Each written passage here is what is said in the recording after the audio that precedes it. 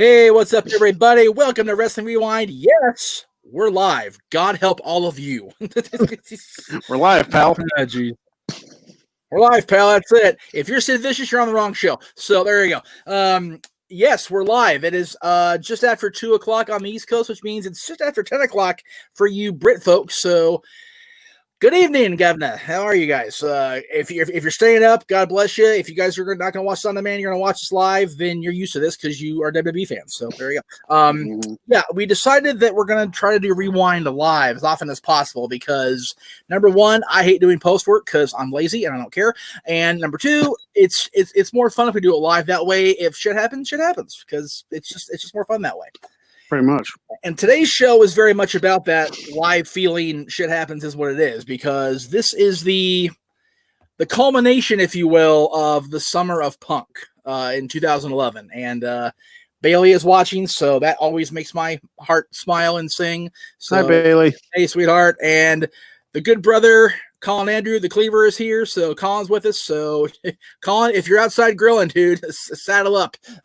Jesus. We're watching Money in the Bank 2011. As you can see above me, we've got the world title match that ends in disgusting ways. We've got the WWE Championship match that ends in historical ways, although looking back, maybe not. And the Money in the Bank matches, of course, are here. So this is something I've wanted to watch live, or at least watch back at all with somebody else, because I've watched this show many times, of course, over the years, the last 9 years, but never with a co-host type situation in a professional setting. So this is gonna be fun for me. I'm gonna enjoy this thoroughly. Yeah, you know, this is, I think I mentioned it last week, this is the first pay-per-view that I was able to buy with my own money from working. And Right. My good buddy Travis Fame came up for this pay-per-view, and I'll tell you what, there are very few pay-per-views, especially in the modern era, that are worth the $50 price tag to buy them. Yes. This is worth it, and then some. I think this is may be probably the one, right? Yeah, this is probably the best pay-per-view since One Night Stand 2005, maybe. I would say that, and I would even say 2006 was great because of the ending. Well, yeah, yeah. But overall, when I say 2006, not the greatest show of all time, I'll be honest, but it was a damn good show. But yeah, what I say 2005, I think was the perfect pay-per-view that wasn't WWE in design or original idea, right?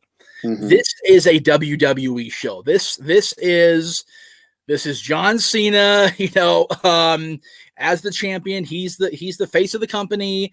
He is the dynasty, as we're going to see in the promo later, because damn it, that was a good promo. It's John Cena in the middle of being John Cena during the big run, right? So right. It's good shit, guys. So we're gonna have fun with this. I know we are. I've wanted to watch the show for a very long time. I have a lot of reasons why I like this show, why I don't like this show. That unfortunately, it is what it is. But again, I'm gonna enjoy myself thoroughly. I'm trying to see who the comment was that said I'm here too, because I can't see names on. Oh, Mikey's here. Okay, it's Mikey. Okay, cool. Oh. What's up, Mikey? So everybody, the gang is all here. By the way, speaking of Stat Boy and the Greg Cherry brand T-shirts, this guy here is a genius. I'm gonna throw it out there. Yes, he's a trivia genius, and we all know this. If you watch every other Friday, you know that too. But now, not only do you know that, not only are you aware of that fact, but you can go out in public, as Deathy would say, and advertise that fact. Oh yeah. That's right. He went there. The Greg Cherry brand on Teespring, teespring.com/Greg Cherry brand, the greatest wrestling trivia mind ever. And yes, some things are exaggerated. This is not. Mm-hmm. Dude, we said it off air 2 months ago. This shirt would have sold like hotcakes. Yeah, and I'm slightly behind the curve. That's my own fault. Hey, but you know what? It's still fucking brilliant. It is. I mean, it still applies. I mean, I think the Edge Orton match is still a part of everybody's mind. But that being said, while we're on the subject, you have something else to put in the lower third there. Yes, we do. Let me get that going here. If you guys are watching this live on the Jeff Meacham Network, and I appreciate that, it occurred to me, and it occurred to Greg, and he gave me the idea because, again, he's a freaking genius. That I don't make no money on these video stuff. Like I get the podcast on Anchor, and that's wonderful, and I make my little pittance, but I'm not getting no money for these videos because I don't have enough subscribers or enough. I don't have enough view count. Let's be real. And Greg has enough subscribers on his channel to get the monetization going. So if you'd like to support us at the Jeff Meacham Network and the Greg Cherry brand, please follow this link. I'll leave that link up the whole show. You know my name. You know his name by now. I don't need to have name tags, over here. That's just ridiculous. Yeah. So that's going to be up the whole show. If you guys are watching us on the computer and the WWE on the computer, then the link is streamlabs.com/luck of the draw 1. If you're listening on Anchor, same thing. Streamlabs.com/luck of the draw 1 for the donations. I highly encourage you guys to watch us or listen to us on a computer or a mobile device, and then watch the WWE Network on your big TV or a bigger device than us, because that way you get the full WWE experience on big screen, and you get Greg and I, chiming along and doing what we do. So that's how I encourage you guys to watch these shows. And I fully admit to stealing the ideas from other podcasts, but it's like, you guys have always clamored for my content. I greatly appreciate that. But I also know that listening to others is good for diversity in the shows, as far as different ideas coming into the same screen, the same network, everything. So having Greg call these with me, having Mikey along for the ride, having JJ do dads, it's so important that I have different opinions, because I can watch this show 100 times and have 100 different opinions, but it's just me. Mm-hmm. So it's kind of lame, which is why I bring Greg along, and which is why Rewind has been so therapeutic for me the last almost a year now. So yeah, we've been doing this for a while. Crazy. I do want to say, in regards to the Streamlabs stuff. Yes. If you submit the stuff while we're watching live, we'll read your comments out on the air, and that's one of the exciting things that I should be able to, if we have anybody donate, which has only been up for a minute, so I don't expect anybody to donate right away. But right. It's one of those things. It's like, hey, every couple minutes I can go check if we're downtime for a match. I can go check and like, hey, there's a comment there with a donation. Cool. Which we appreciate, of course. Absolutely. And it's not much, but it's fun times, and you guys get to interact with us on the live shows. So exactly, it's a little way to talk with us about the show while you're watching the show, if that makes any sense. It makes sense to me. So, so if you guys haven't figured out what show we're watching by the background, by the fact we've been talking about it for the last few minutes, we're on Money in the Bank. It's on the WWE Network in 2011. 9 years, as Colin said. Crazy, it's been 9 years, but it has. Yeah, it's so weird that this whole movement that we want back so bad, that we've clamored for since it ended, was already 9 years ago. I am completely, not to be overly graphic with the language here already on the show, but I'm completely what the fuck into that. It's been 9 years. It's crazy. Yeah. It's really crazy, because you were a fan. I don't know if you were actually involved in the actual production of the channel yet with Aaron, but I know you were a fan back in 2011, and you know that I was in Vegas when he cut that big promo. Yes. Which you're going to see the majority of here later in the show if you're watching with us on the WWE Network, which again, I greatly appreciate. So having the entire wrestling world, the entire community of wrestling fans focused on a place that I was sitting in an arena I was in the middle of, and watching the world go, and have Aaron call me, not text me, not email me, call me going, what the hell is going on? This site just crashed. Yeah. So if no DQ crashes, it's the business. So, all right. Money in the Bank, 2011. The All-State Arena, the Rosemont Horizon, whatever you want to call it. If you're old school, I call it the Rosemont. I always will. I always have. So 3, 2, 1, play.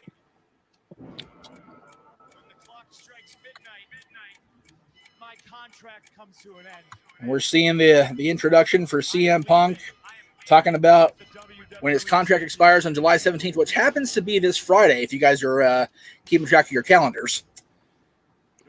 July 17th was his quote-unquote last day of the company. He fully intended to leave with the WWE Championship. And, you know, it's one of those things where you really don't know what to believe. Like, is this all part of the show? Is he really going to leave? Is he bailing? And if you watch his DVD that came out after this, he allegedly signed his contract an hour before he went to the ring. Which I can't fathom Vince letting it get there. Like, I can't imagine Vince McMahon actually letting things get that out of hand.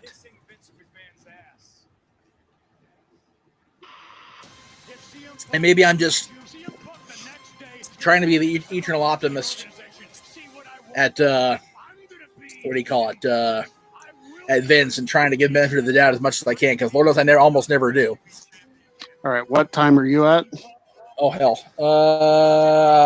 126, 27, 28, 29.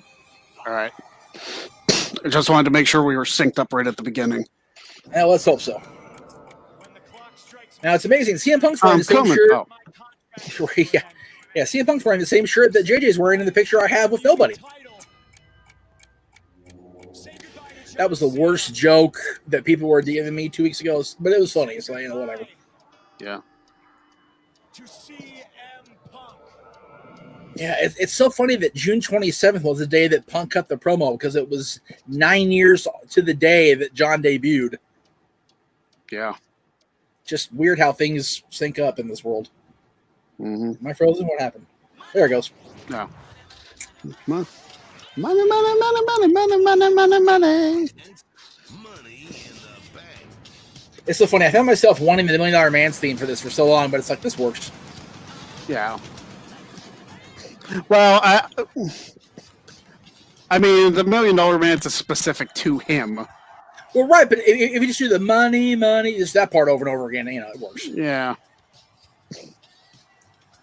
So I don't remember which of my friends was in at this show, but I remember being told that it was the craziest environment they've ever been a part of. Like, I bet. Like, they'd been to the Allstate, they've been to the Rosemont before, but this, I mean, Jerry Lawler said it best. I mean, you guys will hear it if you're watching the commentary later, that, you know, it was like the Bears playing winning the Super Bowl in Chicago. It was that loud, like, all night. But especially when Punk came out, obviously. Which is funny, because for those of us that are NFL fans, no team in NFL history has ever won the Super Bowl in their home stadium. No, which is, I guess it's kind of funny when you think about it, but it's like, they're not like the other sports where they play the series in the team stadiums. Like Super Bowl, it's like, okay, they pick it like years in advance. Like, here you go, we're going to be here. So if the Bears happen to make it, great. If not, tough shit, you know. Which really sucks, because, you know, what's funny, the first year we got the NFL, I forget what they called NFL fan experience, whatever it was called back then in '93. I don't think the Cowboys won that year, but we had the NFL experience, man. I got my first ever Cowboys hat at that event. There you go. So SmackDown. Okay, so yeah, this is the SmackDown. So back in the day, these Money in the Bank matches. Botch already. Yeah, here we go. It is botch time, because here comes Sin Cara. Back in the day, there were 2 Money in the Bank matches also on this show, but they were both men's matches, and one was for a shot at the World Heavyweight Championship. One was for a shot at the WWE Championship. Yep. So, hence the blue briefcase for the SmackDown World Heavyweight Championship and the red briefcase for the Raw WWE Championship. So, which I found so funny for so long, that the first 3 years of the brand extension, that the WWE Championship, the flagship title, was on the not flagship show. Right. I mean, again, if you talk to Paul Heyman, SmackDown was the flagship show, right? That's just the way it was back then. But in terms of awareness, whatever. Raw's always been the A show. So, and it's a bad news again. He's not with the company anymore, and it sucks. Yeah. This guy was too good to not have done more than he did. Right. I mean, he was 5-time Intercontinental Champion, but still should have done more. All right. And just the fact that he should have been made with the feud with John, and it didn't happen. He should have been. And then the Bad News Barrett thing got super over. Again, Bad News. Okay, that's the problem. Bad News got over organically. Vince don't like that. One organic over has ever went to Vince and went, okay, Daniel Bryan. Justin Gabriel. I think I've met everybody. I thought it was a Tonga with the music. I think they used to say music for a while until the core got together.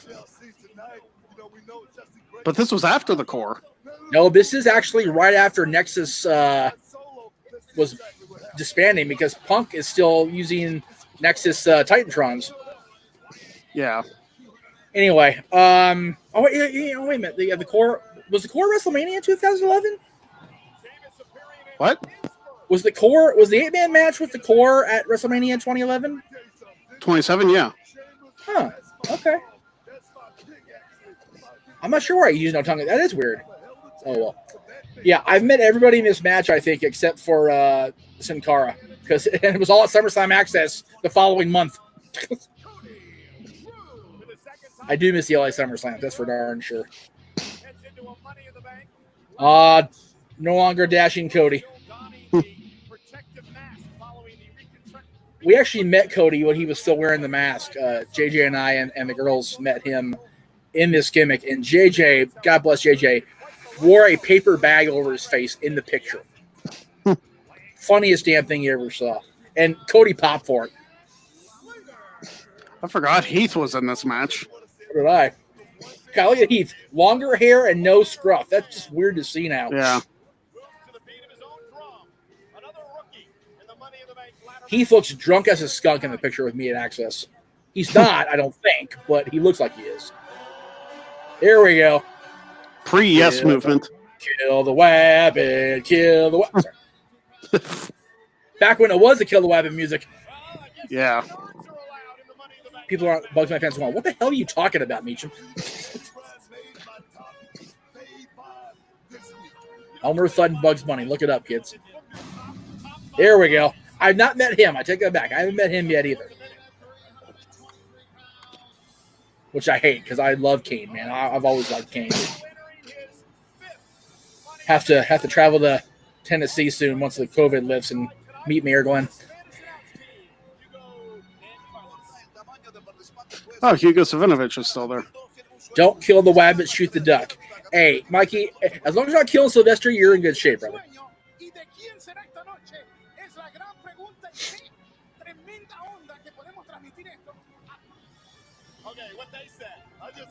Man, oh man.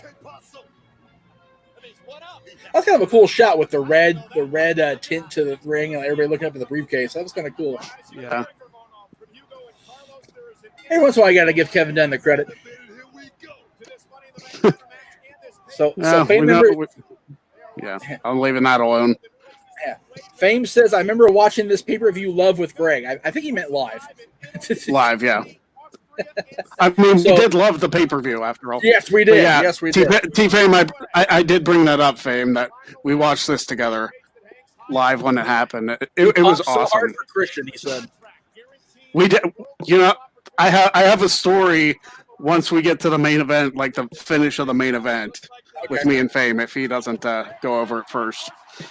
Yeah. But this was probably my favorite pay-per-view to watch.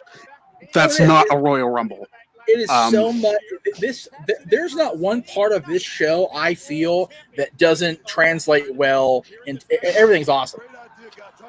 Yeah. This whole show just kicks major butt. Brian drop kicks Kane. Oh, hell no. Damn it. I'm wrong for that. You think guys would learn to not stand out there with a ladder with people that can baseball slide and kick? Like, seriously. Stupid heels. Oh, wait. Heath Slater's going to win Money in the Bank. Yeah, let's just chew on that for a minute, shall we? I'm sure if this was like 2016, people would be clamoring for it. Right. So Mikey's saying that he was told the Super Bowl was played on neutral ground, so that AJ had advantage. Actually, that's 100% untrue. The Super Bowl is played at whatever city outbids everybody else, much like WrestleMania. Yeah. Like if somebody goes, here NFL, here's a truckload of money, bring the game here, they'll bring the game there. So if it happens to be AT&T and Dallas makes the Super Bowl, it is what it is. Yeah. Which would be epic. I was going to say, Cowboys have to get that good first. Hey, if you know what? Okay, if we're going to get into this conversation, we're going to this conversation.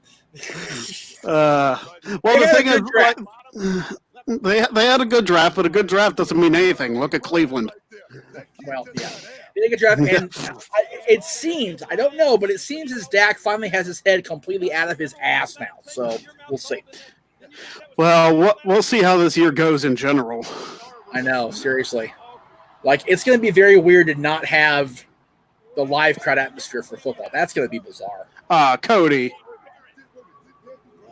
Shenanigans. So, what was the term you used when I was making fun of the Intercontinental belt or the U.S. belt? Bad call, or what was it? What's the term? Or bad take, or wrong take, or I forget the term. Hot take, or whatever it was. I did not like the simplicity of the unmasked Kane's ring attire. Like they're I don't know. Maybe it's me. Like the whole thing with Kane was his over the top everything, and like this era of Kane, other than the fact that he assaulted his brother and whatever, really wasn't over the top. Oh, holy crap! And Brian's already have a concussion. There you go. Yeah. Whoa, jeez. Hero's broken back. Don't mind him. One of the nicest dudes ever. Gabriel.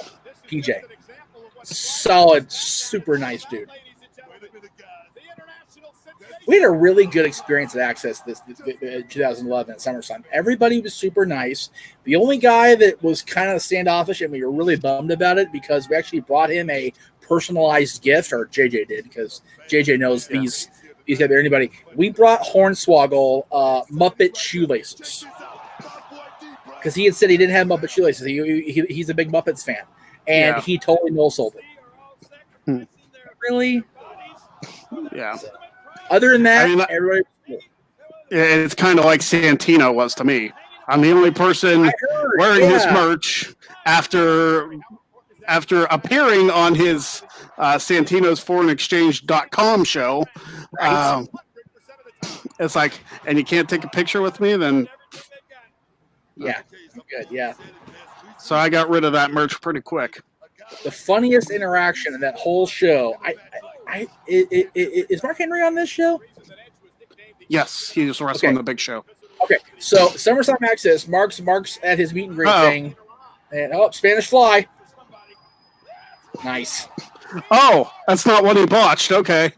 No. Oh no, that comes later. Oh, that was the following year with Dolph. Yeah, I think so. I'm pretty sure he botches this one too, though. Because Sin Cara, so why not? So I don't remember if Mark was doing a meet and greet or he was just standing there, just kind of half just chilling or whatever. I asked him for a picture, and he said, yeah, absolutely, brother. I went in for the whole bro hug, like that or whatever. Yeah. He goes, man, nobody hugs you with my wife. Get off me. It was so the picture is like me laughing hysterically with my arms crossed because I'm so just okay. Yeah. It's funny. And yes, the pyro smoke is still rolling through the arena. Yeah, there was a lot of pyro for this show, Mikey. Well, do you remember when JBL had all that pyro in 2008, and then they did the freaking mini or the mini Royal Rumble with Hornswoggle, and you couldn't see anybody for the entire duration of the match? That was awesome stuff.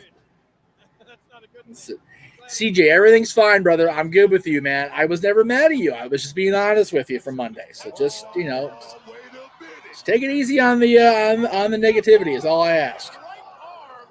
Yeah. Granted, Monday could have been a worse show negativity wise. I was in a shitty mood when I woke up Monday morning, but I had a couple of friends turn me around. So bro kick on Sin Cara. So Sin Cara's face is botched now. But you can't see it. He has no face.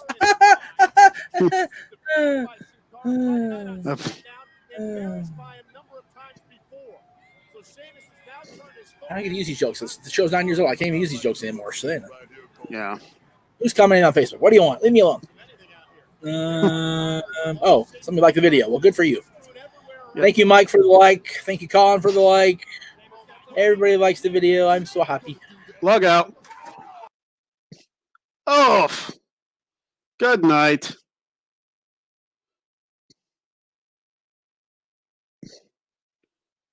Fella.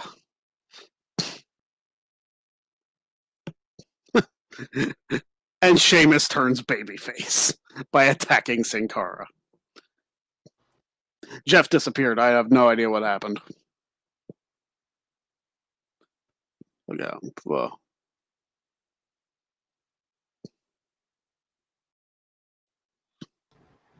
So we can't make fun of Sin Cara for botching now because I just botched. Jesus. Jeff Cara.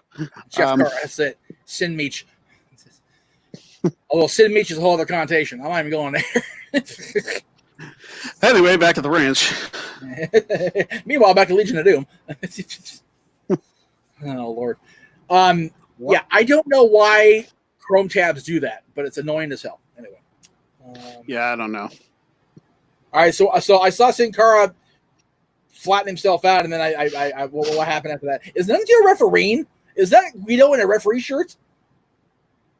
Why did I remember that?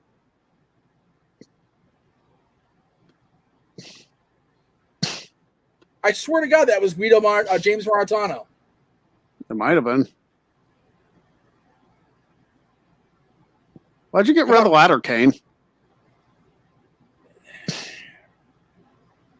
I'm pretty sure the referee in the corner, back there in the corner by the timekeeper, I'm pretty sure that's Guido. It is.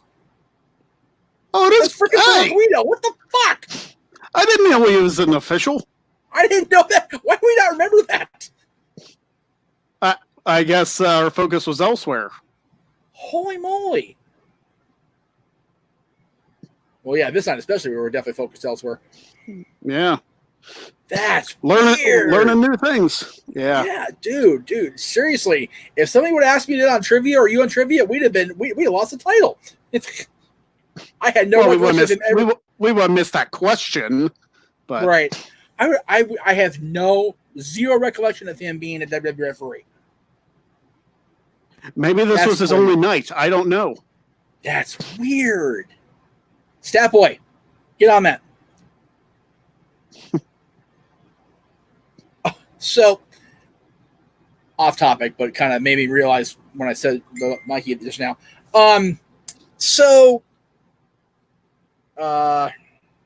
Mikey, it wasn't a time code. Just look up if Guido was a full-time WWE referee. James Maratino, I think, Maritano. Little Guido, Nunzio. I don't remember him being a referee, but apparently he was. Anyway. At least this night. Yeah. So I found myself, as you know, as I was telling you, watching the old XMVs. Yeah. A couple weeks ago. I had forgotten that Lee was there from the beginning, like the very first one, because when Mike and I crack our beers, one of us, I think Mike says, "Stagger Lee, get me a beer." I'm like, Lee was at Riffs. He was there the first day. Like, I don't remember that, but I obviously it was true because he was there. But yeah, I always thought Lee came like later in the run before the big grand turn or whatever the frick we called it. But yeah, Aaron and Lee and Mike and I were all there from day one, so that's crazy. He wasn't on camera, I don't think, for that first episode, though. I think it was just Mike and I and the rest of us we interviewed. But yeah, he was there from day one. It was just weird to see it.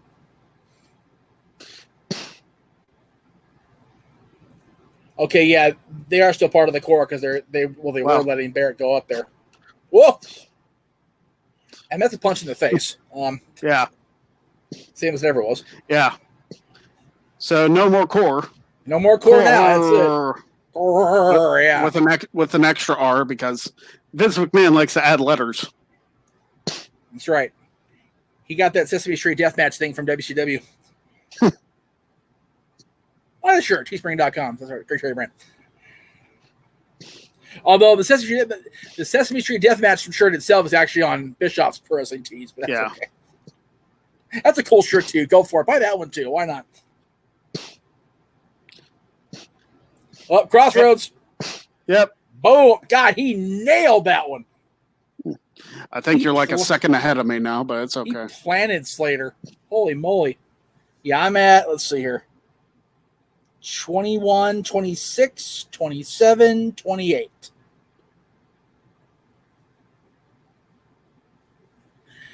Confirmed. After being released in August 2008, Guido returned as a referee in December 2010 until he announced in September 2011 he was no longer working for WWE. Wow, he was referee for like almost a year. Yeah. That's How did crazy. we not notice that? Yeah. Like the entire time. Yeah, I'm sure we did in the moment, but I don't remember it now at all. That's crazy. Also, we don't watch a lot of pay-per-views from this time on Rewind, so that's why we haven't noticed it. Yeah. This is too modern for us usually. That's crazy. Typically, we're like pre-2004, but right. So, all right, we're being asked our opinion on the Stone Cold Steve Austin podcast. I'm assuming he means Broken Skull Sessions, which is one of the best damn shows on the network. I still have to watch the Big Show and Mark Henry ones. They're both really good. The Big Show one I bet they are. The Big Show teaser one is funnier than the Big Show show itself, but it's still good. Big Show show. Netflix. Netflix.com. Oh, whoa! Doomsday device from Kane. I quit. Kane and Sheamus Doomsday devicing Daniel Bryan. What the hell is going on in this show? LOD chant. That's why they're in Chicago. Oh, Chicago. Duh. Okay. We now join Jeff back in freaking sync with what the hell's going on. Did Daniel Bryan land on the ladder? I think he did. Oh, he landed on his head. On his head. Decapitation device, more like it. R.I.P. Daniel is right, Mikey. Jesus. R.I.P. Daniel's career not too long after. Yeah. At least for a little bit. It is good that he came back and is still kicking ass down. I was. Yeah. That sucked. That was really hard that he had to retire. And then he came back and was a solid heel champion. Yeah. And having had, even my son be, decent friends or acquaintances with him and not be able to see him, that was hard on all three of us. That really sucked. Oh, man. So was that on Gabriel. Jeez. Yeah.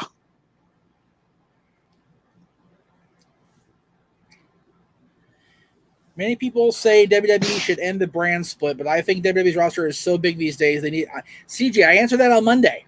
The brand split is necessary right now because of the COVID. They need people to be as separate as possible. Yeah.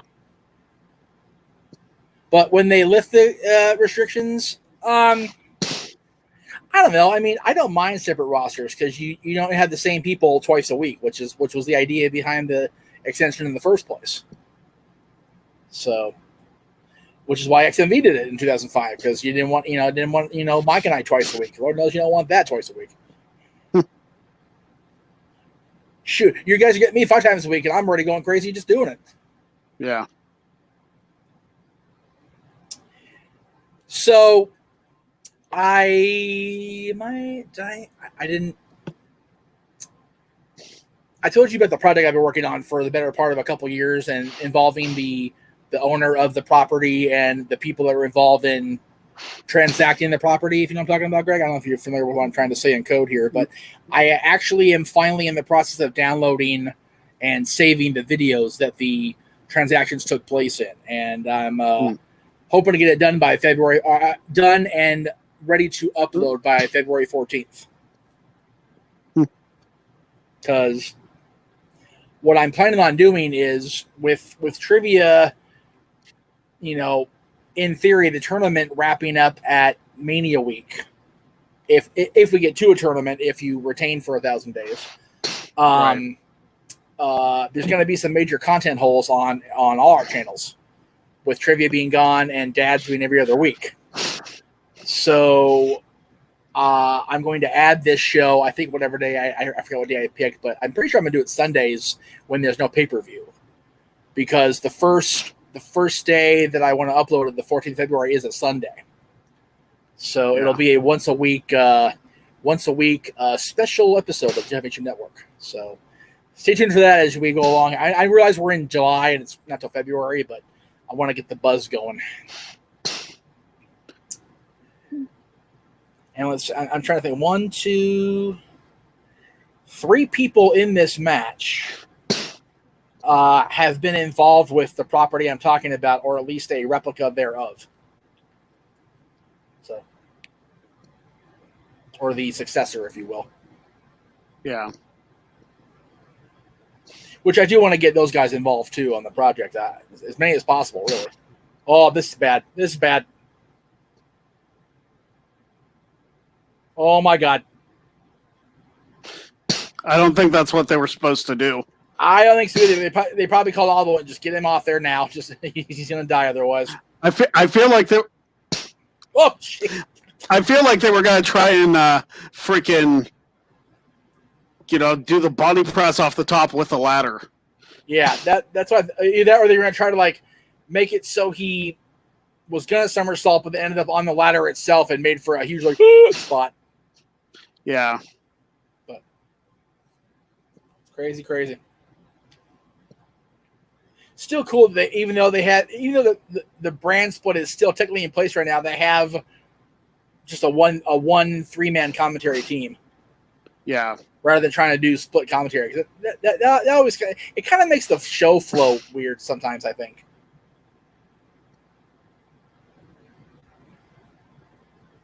Well, it also depends on the voices. Like when they had JR and the King and Cole and Taz doing it, that worked. Mm.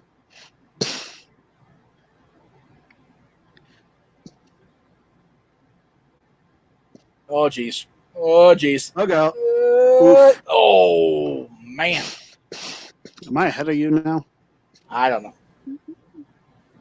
I am at 28, 29, 30, 31. All right, we're good now. Go. I don't know how I keep getting out of sync, but well, yeah, remember, we were doing this before. I'd watch on the TV, so the TV was way off from computer stuff, I'm sure. Right. But now I'm on a computer monitor, technically speaking. Now, Sheamus wasn't Money in the Bank until way later, like 2015, right? Yeah. Yep. Not to be a spoiler. If you haven't watched this show, I mean, come on, guys. But yeah. If you haven't watched the show, you're missing out on one of the. Well, you're watching it now, so stick around and watch the rest. Stick around. That's it. You're watching King get punched in the freaking temple by an Irishman. Which I wouldn't advise anybody to do that to Kane, by the way. Yeah. Bad form and all. She's dragging him down like, no, you're not climbing his ladder, pale boy. Oh, my goodness. No, Cole, the ladder didn't bend. Sheamus did. Nope. So, Mikey's giving me RIP comments as we go along here in my private chat. So Daniel Bryan, RIP Daniel Bryan, RIP Heath Slater. I'm sure we're going to RIP Sheamus here momentarily. Yep. CJ, this is not talk wrestling. Discuss the show we're watching. Money in the Bank 2011. Yeah. And don't forget to send a tip to Streamlabs. Streamlabs.com/luckofthedraw1. Yes. And buy our shirts. Lord knows we need money. Oh, jeez. Wasteland. An underrated finisher. A very underrated finisher. Very underrated. No question about it. What is Gabriel? Oh, okay. No. That's not going to work, Justin. You're going to die.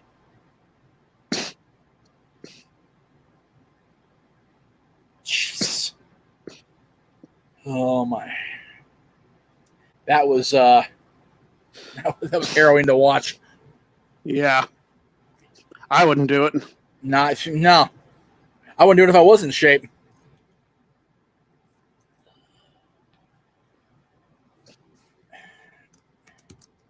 Oh, jeez.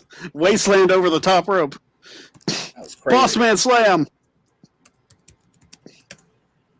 Boss Man Slam. I just realized I didn't pin this tweet to my Twitter, so I'm going to go ahead and do that now while I'm thinking about it. Got my Twitter girl watching here too, so I got to make sure it's waking. It's only noon. What the hell? This day is going slow. Jeez. Yeah. Oh man, that was a nice little clothesline he did there. Kicking me. There we go. Thank you. Do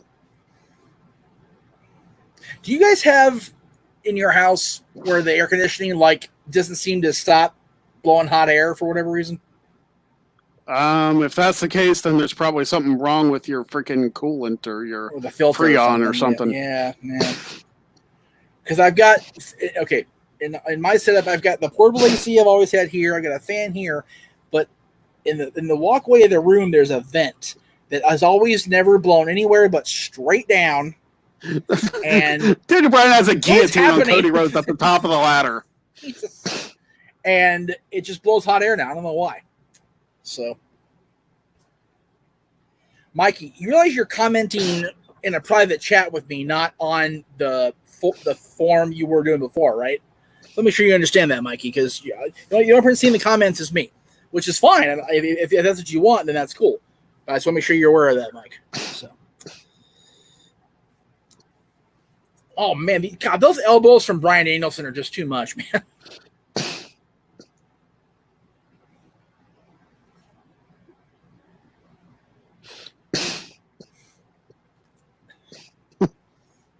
Is it already? Oh wow. Oh crap! Where this? Oh, we lost the feed there. Okay, hang on. Well, you're watching hell. That's okay. Probably don't have the audio on there anyway. Kill the wabbit. Kill the wabbit.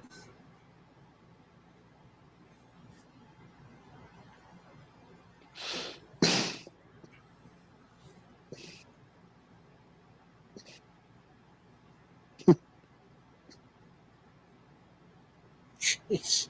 I forgot how much Michael Cole, quote unquote, hated Daniel Bryan. Oh, yeah. We're in full-blown heel Michael Cole mode at this point. Oh, God, I know. God.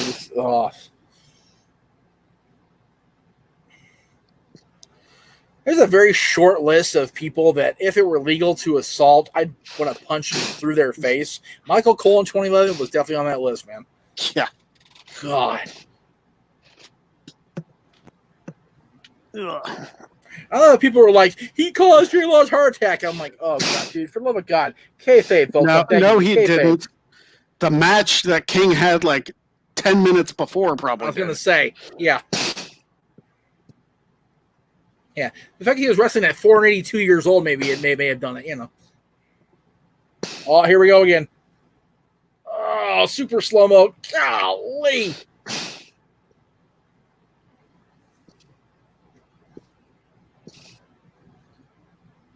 Nice job by Slater catching himself. I'll give him credit for that. Yeah. This was just a mess. Yeah. Jeez.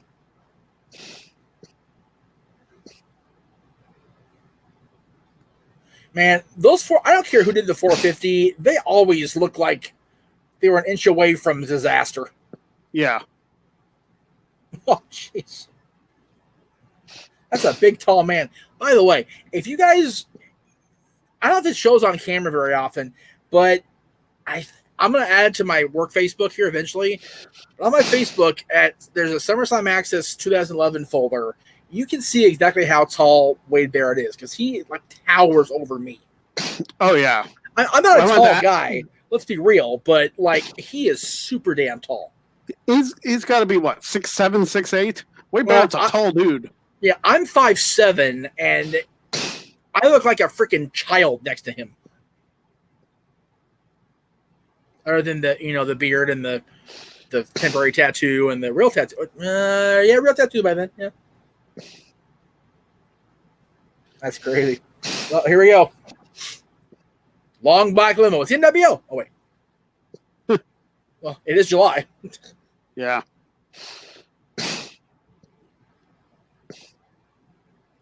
Yay, Vince. Boo, Ace. I don't know who you are, but I'll boo you just because you're a suit and the suit looks stupid. Yeah. Well, look like a knockoff Joey Styles. He wishes he was Joey Styles. So do I. 6'7", according to Mikey, Wade Barrett.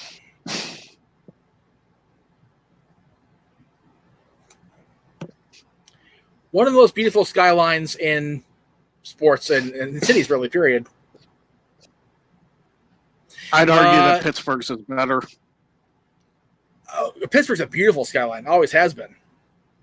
LA's really cool, too, when it's not the name Smoggy.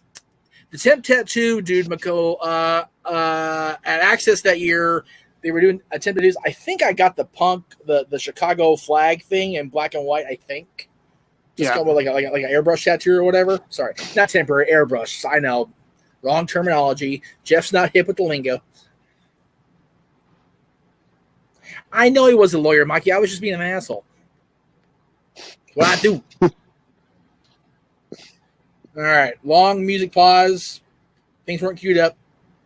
What's happening? Oh, look at that. Here come the Bellas.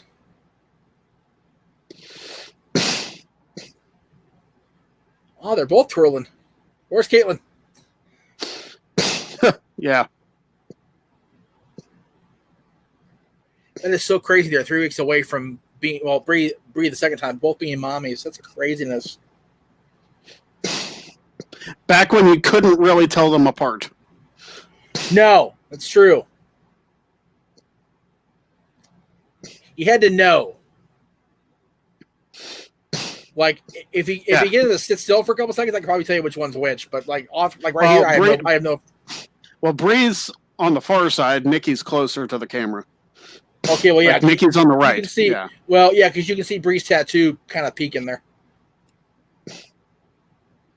Now that I'm encouraging you to look there, guys, that's wrong. Shame. And there's Kelly. Never want to look at her. No shame in that whatsoever. Determined Kelly, man. She looks ready to kick somebody's butt. Look at her. Mm-hmm.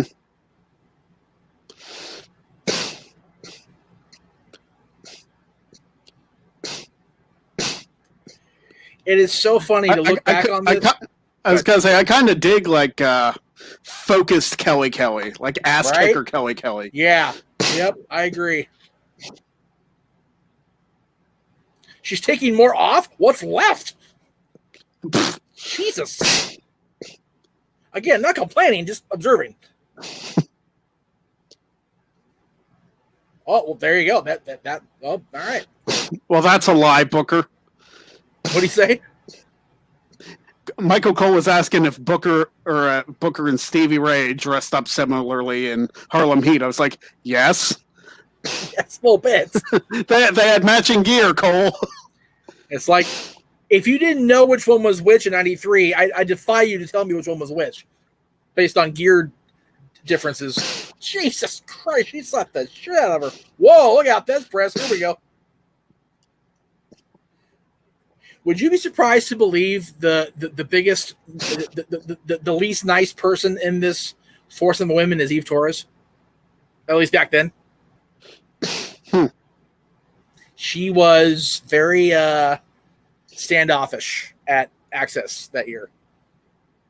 Which is funny because she was the babyface at the time, and Maurice was the heel because it's Maurice. Maurice couldn't have been nicer. Just a doll.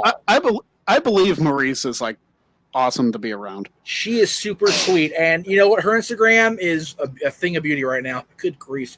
But Eve was just kind of like, eh. She's great now. I've heard she's amazing. I've not seen her since, but I hear she is a wonderful person, and God bless her. So. But yeah, the Bellas were actually Dylan's first autographs from female wrestlers. They signed his foam spinner belt right after the first male signature, Ted DiBiase Jr. Yeah, that was a good Access. That was a fun SummerSlam Access we went through that year. Let's see, 2011, that would have been, Dylan and Jade and I went to that show thanks to Bruce Kraft, my former producer on this show, on the network. Mm-hmm. You know, for the longest time, I always thought that Brie was the better wrestler of the two. I did too. And you know what? Looking back, at this point, she was. At this point, yes. But Nikki, I think surpassed her. Nikki applied herself, man. God bless her. Yeah. She, people, including me, give Nikki a lot of crap for a lot of things, but she turned into a solid quality performer by the time all was said and done. They both definitely deserve their induction when it happens. Which, if this thing persists, it's not going to be Survivor Series like we were hoping. Yeah. So we may have a year with no class for the first time, because if they do go through with Mania next year where it's supposed to be, they'll just move that class up. Yeah. Which again is fine with me because NWO in person, I'm good. I ain't mad at that one.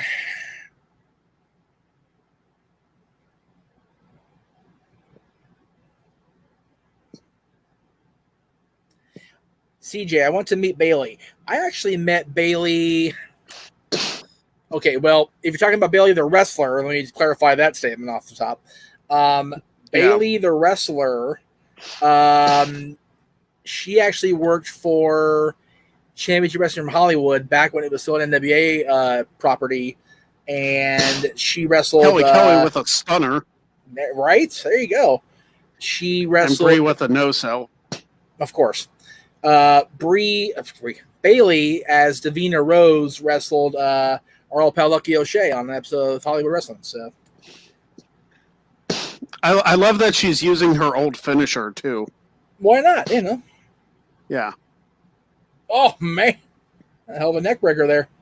Mm-hmm. According to Mikey, the Rose Parade's been canceled, which sucks. That's a bummer. I wish AJ Lee would come back. We all do. But you know what? She's happy, and she's happy with Phil, and we got a good division right now. I think we do anyway. It's one way to counter a backslide. It's the best way I can think of. Nobody loses to a backslide anymore. No. If you lose to I think the last loss I saw to a backslide was in 2003. Oh, jeez. Okay. I say the one that sticks out in my mind, and this is too old for the room, but Kerry Von Erich won the world title from Ric Flair with a backslide. Oh, Flair lost to a backslide? Come on, Nate. To be fair, Kerry was always a little chemically induced, so they had to work out something he could do easily. All right, timestamp Michael Gonzalez is 44 minutes, 42 seconds, 43 seconds, 44 seconds. Yep. Jesus. Easy for me to say.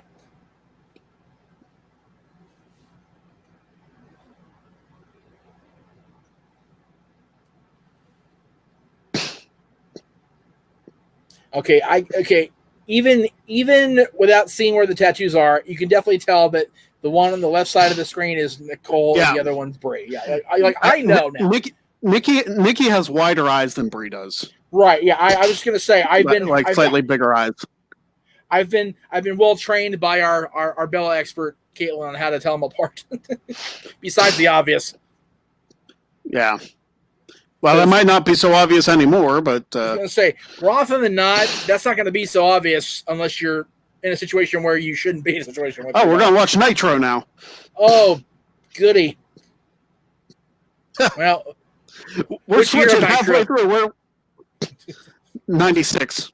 Okay, that's okay then. If you say anything past Starcade, I quit. It's 98. Starcade 98. Past Starcade 98, I'm done. I'm over it. Whoa! He just kicked a window through. I don't remember that. I don't remember that moment.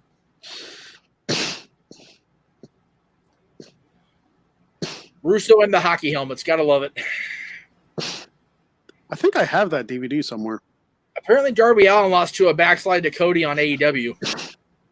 No. Okay, nobody should lose to a backslide. That's right. That's right. Absolutely correct. Oh, here we go. Here comes Mark Henry's Big Show. Yeah.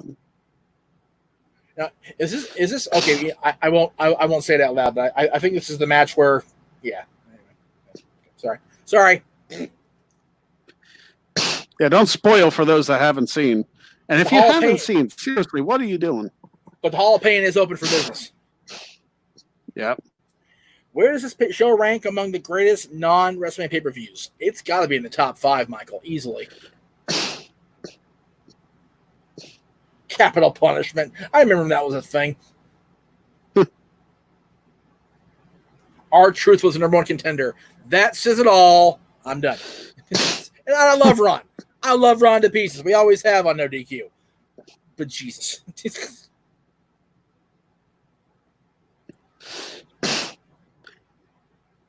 Really at the beginning of Mark Henry's best run. Oh, yeah. Without question. I still think he should have beat Cena 2 years later. I think he should have too. Speaking of hockey, one of my favorite Braves of all time, Tom Glavine, was. Tom Glavine, before he became Tom Glavine, the baseball star, was drafted by the Los Angeles Kings. He's a hockey player. So, what could have been? Striker is a... I can't imagine Tom Glavine being a hockey player now that I've seen his amazing baseball career. Oh, Big Show's on. Whoa, look at baby Mark. Holy moly.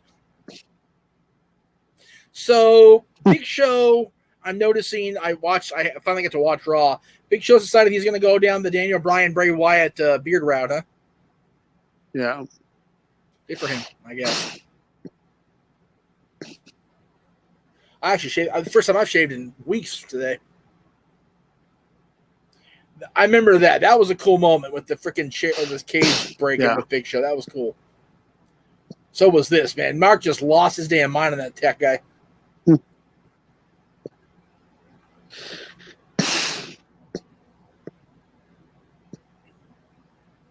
I don't know why my message isn't going through. Oh, well, that's okay. Angry grizzly bear, man. Tell you what. Mm-hmm. I love it. 3-6 Mafia. Jeff, you're too white to do that. Sorry.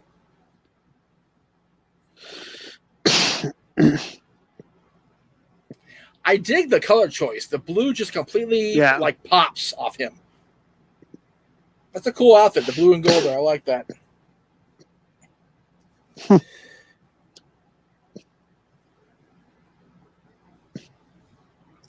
Blue and gold, man. Great. Blue and gold looks good on pretty much anybody. I mean, those were my high school colors, blue and gold. I mean, blue and gold, not to perpetuate college football or anything, but UCLA. Navy blue and gold. Hmm. Notre Dame. Yeah, that's it.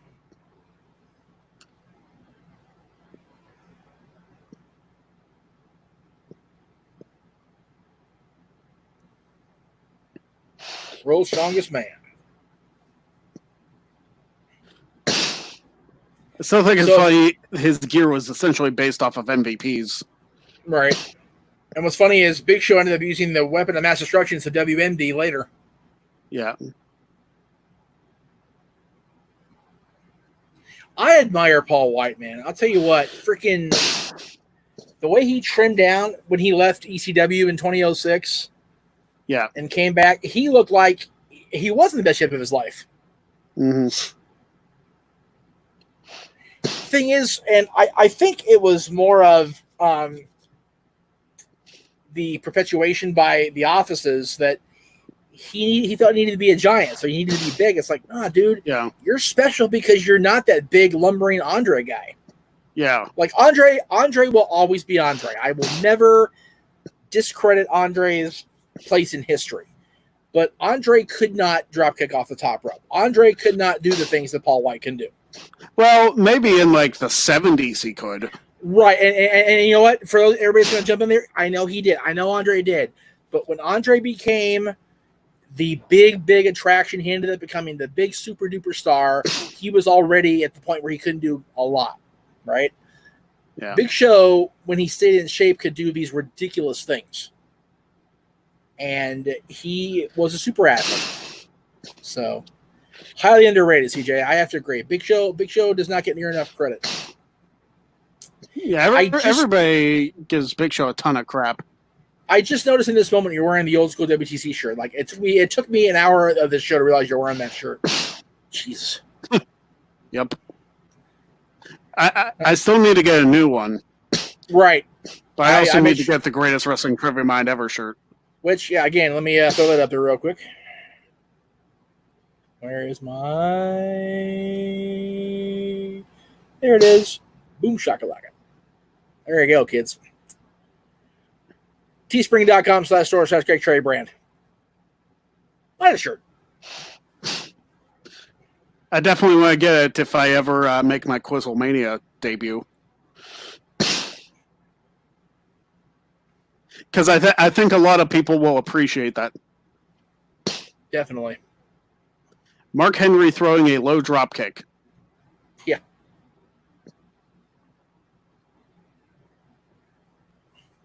And again, Mark Henry is deceptively agile and quick too. Agile, yeah. Yeah. Oh man! I wonder if he's going to do that move where he drapes them across the middle rope and then like steamrolls them. Which is because I'd be like, I would take a lot of moves. I'm pretty sure that would decapitate me. Right. Like, yeah, there are very few things at this point in my life, whatever, that I won't do. Taking that move from Mark Henry, I will not do. I would not take a stink face from Rikishi. I don't care what era it is, because from what I heard, he ribbed people, so I'm good on that happening. I probably wouldn't at this point. Well, okay. If I was in the ring, I definitely wouldn't take a move off the top rope. Just because it's too scary for me with my concussions anyway.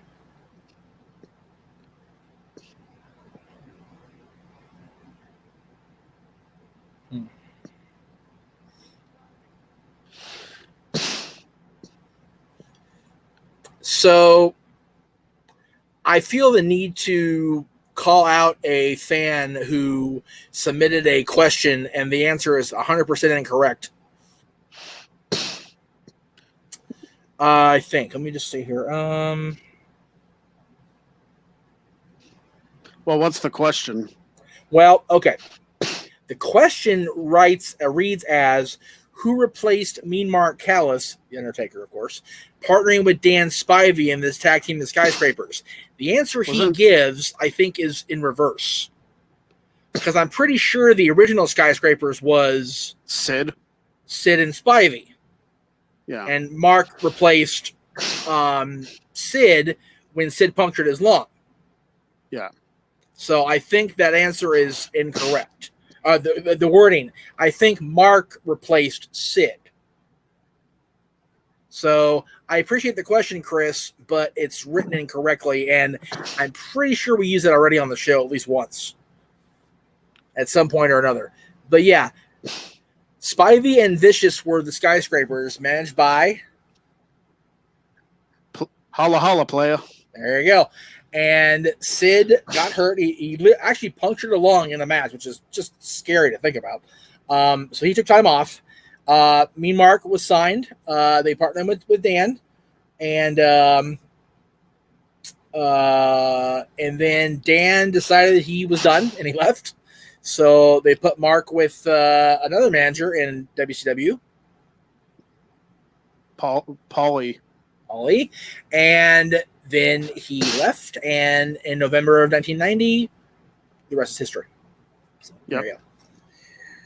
And Sid came back later earlier in 1990, but became one of the Horsemen. Which, looking back, holy jeez, yeah, he kicked out of the World's Strongest Slam. Yep.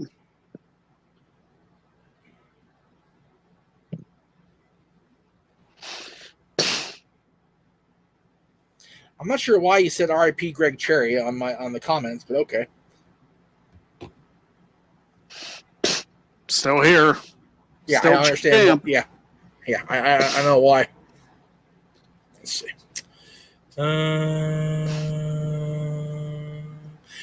right, we're asking a timestamp. We are at 56 minutes, 45 seconds, 46 seconds, 47 seconds there, Kobe.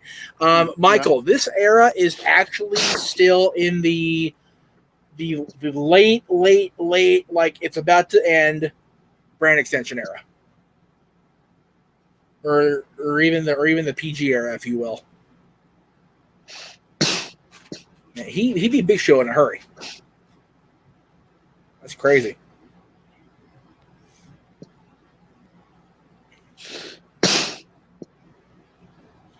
I wasn't where I made a secret reference, but thank you, dude. I appreciate that. Or maybe Greg did. I didn't hear it.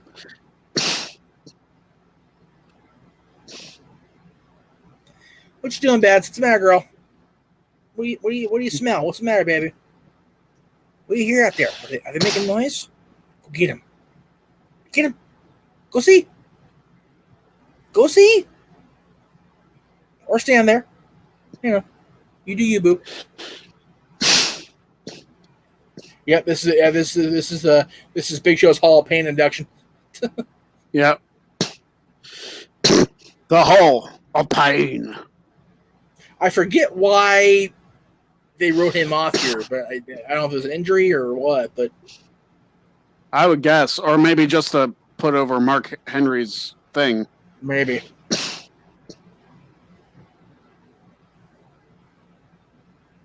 Oh, apparently Greg made a Bob Seger reference, so I missed it completely. I did? Apparently so. Jeez, even I missed it. I don't remember it. Right? Oh, man. Vader bomb. That's fucked up. Credit to Big Show for selling like gangbusters, man. He's like, jeez. He pilbanized him.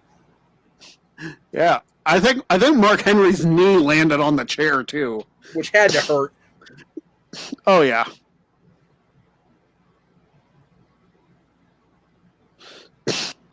Broke my damn ankle.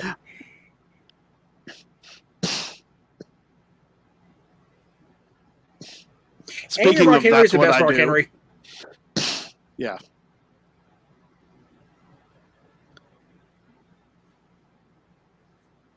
That's crazy.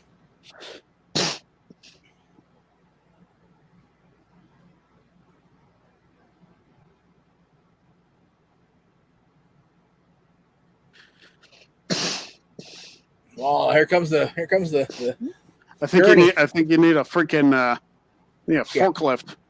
Yeah. Forklift, yes, Judy Bagwell mill. You need the cart, yeah. Yeah, I was gonna say. Yeah. There you go. Cart guy's like 2 pay-per-views in 1 year, yay me.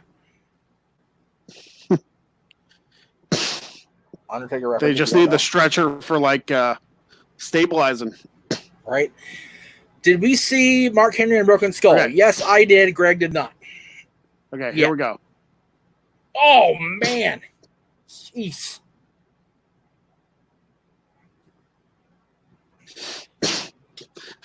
Let's see. Did he land on it with his knee? Oh. Yeah. Yeah. Damn.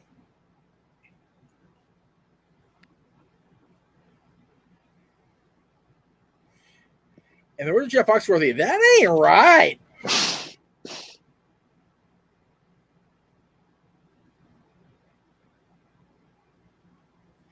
That's a big man to hold only 1 foot worth of weight.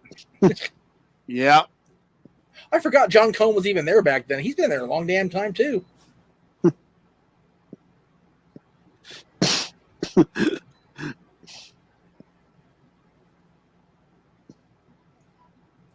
You got to know that tickles John Cone to bits that his son's a former World Tag Team Champion. Yeah. That's too cool for school.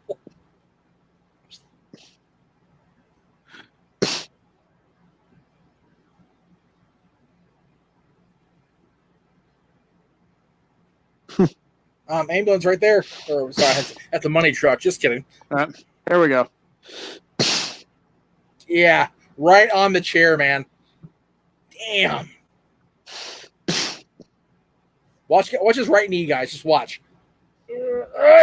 Ow. Not okay. Damn.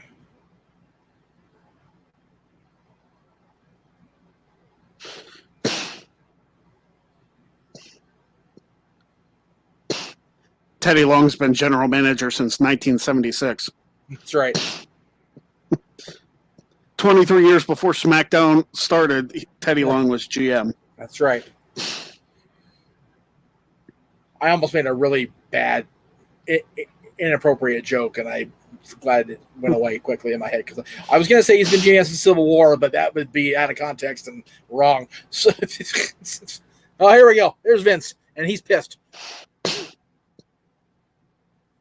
Yeah. Oh, Vince, that's what makes you look so big. Oh, our favorite person. Hey, it's the douchebag.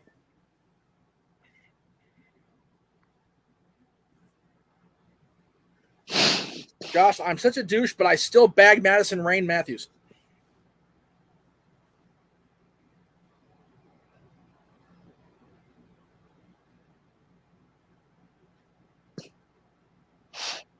Oh, Vince. It's funny. That aged well. What do you say? He says he's the biggest ingrate he's ever met. Yeah, sure he is. He is now. I gotta turn my volume up a little bit here so I can actually hear what Vince is saying. I want that to go like that. Thank you. And I want that to do like that.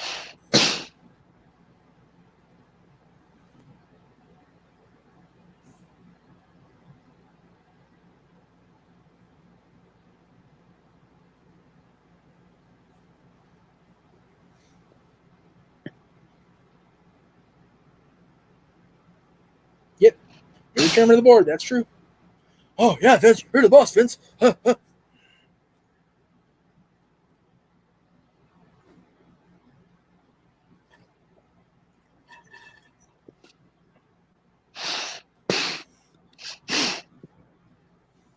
Kobe, this was one of the first pay-per-views I bought myself with my own pocket money. Well, there you go. Big Baller G is up into his house, and we are at 1 hour, 4 minutes, and 17, 18, 19 seconds. Jeff, what up, Big G?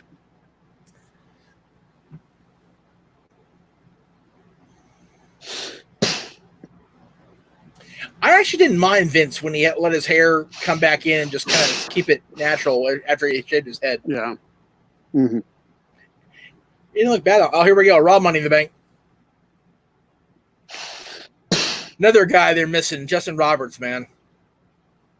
I mean, granted, we know why he's not there now, but yeah.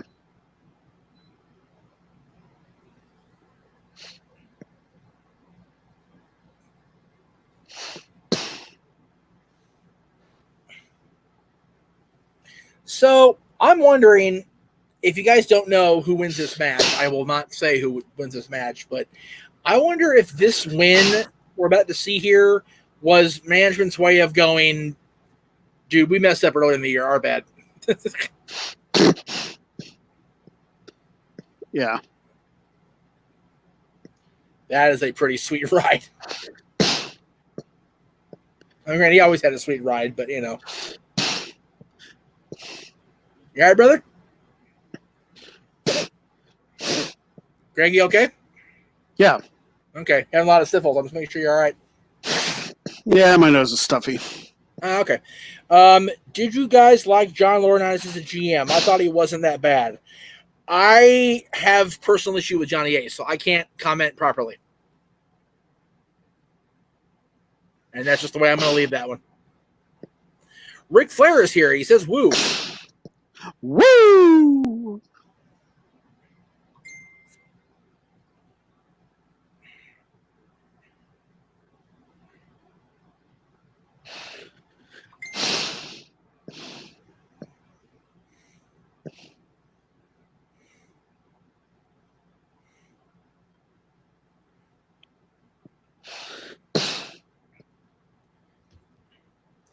Kobe says the future Dark Side of the Ring episode with Del Rio. Has that been confirmed, or are you just suggesting that, Kobe?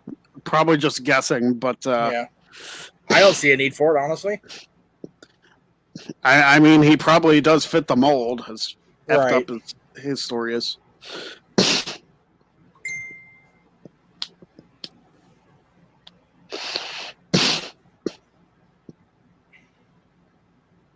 Another one of the nicest guys we met at Access.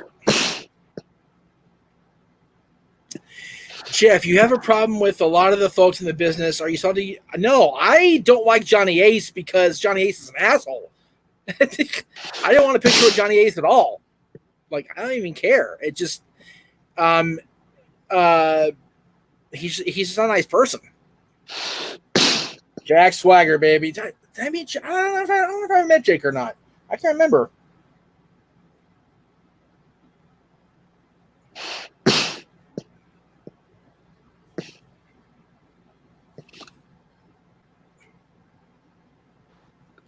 Everybody's taking a ladder to the ring. Why not? So people are saying Justin Roberts should have had a job for life in WWE, and he also liked Tony Chimmel. I love me some Tony Chimmel. Evan Bourne, another guy that didn't get honestly a really fair shake. Yeah, he got decently pushed and everything, but I don't know. I don't know.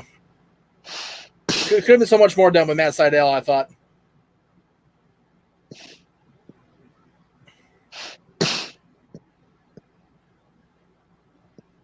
Okay, Mikey, when you're commenting in my private chat, like little snippets, I'm out of context. I have no idea what you're saying, what you're talking about. Oh God, R-Truth with no music and the craziness. Are you serious? God damn it, Ron! Really? That's little Jimmy's ladder. Right. I mean, exactly. So 4 of these 5 have been world champion at some point in their careers. Right. And 4 of 6. 4 of 6. I was bummed. He was kind of a dick. And yes, I got a picture with him, dude. Just, he wasn't nice. Very cocky. Yeah.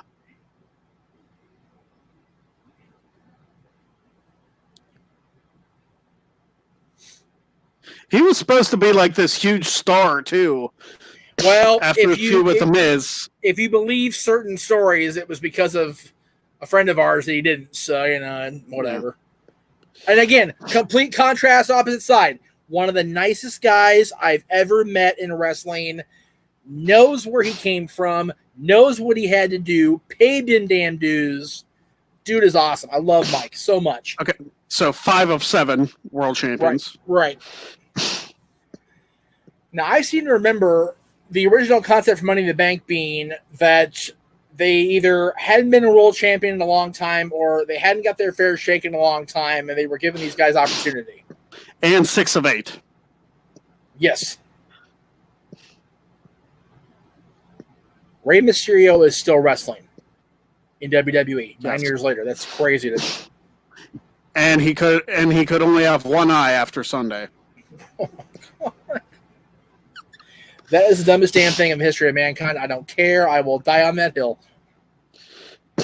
Okay. Stupider angle. That, Katie Vick. Oh, God. Here we go. I'm going to make Jeff think during this entire match. Jeff's career in this moment right now. It's over or it's not. This is it. Condemned. Everybody beat up Del Rio. Well, why not? Yay!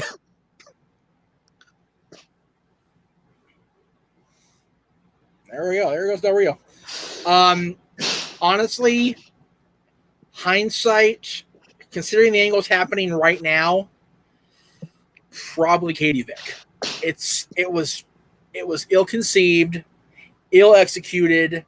It turned into a joke when if you look back now in 2020, we had necrophilia, we had simulated rape. It just does not. Yeah. It ages worse than milk.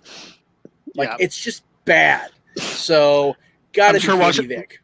I'm sure watching everybody throw those ladders down, Paige is smiling somewhere. Right? Yeah, no kidding.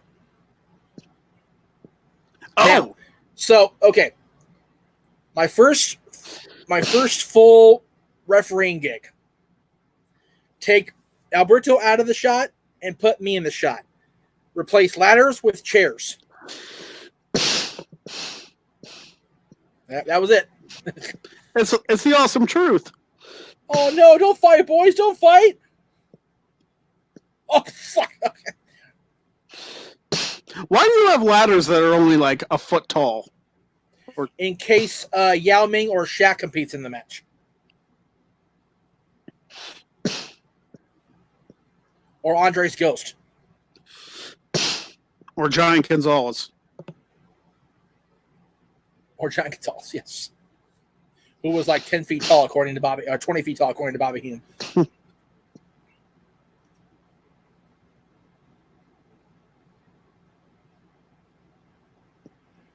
You know, I'm not a fan of Booker T as a commentator, but every once in a while, you just wish he would just go right to Michael Cole. Shut the hell up, Cole. Yeah.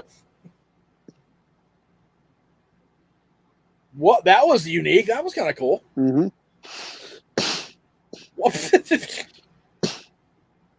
Don't fight, Air Boom. Don't fight. Oh, ow, ow, ow. Right in the little Jimmy's. That's right. He hit Ron in the truth. And he killed him. I got it off. I'm so happy. I'm so proud of that one. I don't care. I'm proud of that one. Don't say you got it off right after what we were just talking about. I heard that in my own head as I said, I'm like, don't acknowledge, and you did, so it's okay. We're gonna go to hell when we die. And if you enjoy this kind of content, streamlabs.com/luckofthedraw1. That's right. That's right. And buy a shirt. Buy a shirt. Buy all the shirts. Holy crap, A-Rye. A-Rye is a madman. A-Rye just got the DJ's Jazzy Jeff treatment. Right? I need to cue up that sound clip of Jazz getting thrown out of the freaking house every time somebody does something like that. Ah! It's a good gimmick, damn it. I'm going with it. Yeah. Okay. Truth and Ray both on the top rope. Stupid spot where everybody stands still. I hate it. I don't care. Yeah. I hate it. Okay, now this one I'm curious to see what he's going to do. Because I forget. Oh, don't even do... No, Matt. No, Matt, that's a bad Matt. Oh, my God. Oh, my God.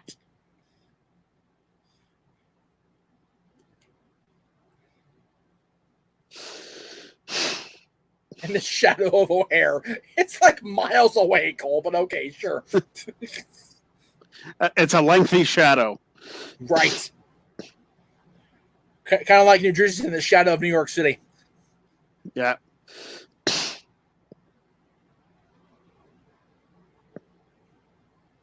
Although I didn't realize how close Newark, New Jersey is to New York, because I remember now looking back, watching the Friends episode where Rachel in the finale where Rachel's going to the wrong airport, and it's like Newark is pretty close to JFK. So I was like, oh, all right. Yeah. Oh man, that's a kick to the head.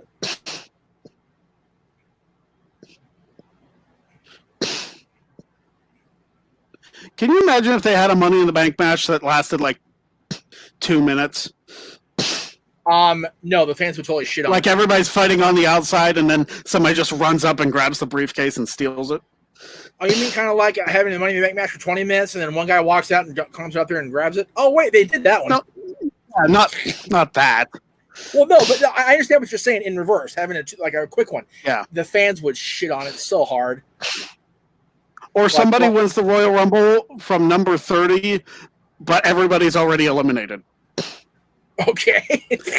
like 29 and whoever the last person is eliminate each other. It's like, oh, shit. And then number 30 wins by default. And it would have to be a heel. It would have to be a heel or somebody no one would ever think would deserve a title shot. Right. To be like, oh, you won the Royal Rumble. The only way it would work is if it was a heel or if it was a complete botch and they went, go with it, we'll see what happens. And that number 30... And that number 30 should be Hacksaw Jim Duggan. He already won the Rumble. That number 30 should be Mike Jones. Hacksaw wins his second Rumble, yes! 40 years later. Yeah.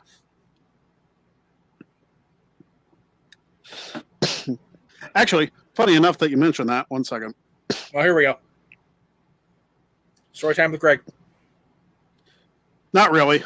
Oh, okay. There was an event in the WWE Champions game, and the winner got like a 4-star bronze poster. Uh-huh. I don't know if you can see that. That's cool. Yeah. That's neat. I've been trying to get Duggan for like at least a year, and I haven't been able to do it. So, some of these posters are stupid rare. Right. So getting Duggan at that rarity is pretty sweet. I wanted Piper, but I got Duggan. Which is like, I'm fine with that. I can live with that. Yeah. That was cool. That was cool. That was cool. Especially props to Del Rio and Del Rio and Truth for going out at pretty much the same time. Do me a favor. Somebody grab Ray's head from the 5th row. Thank you. Man, why didn't Kofi ever win Money in the Bank? I know he was champion, but why didn't he ever win Money in the Bank? There's no reason he shouldn't have, honestly. He may still. You never know. Yeah,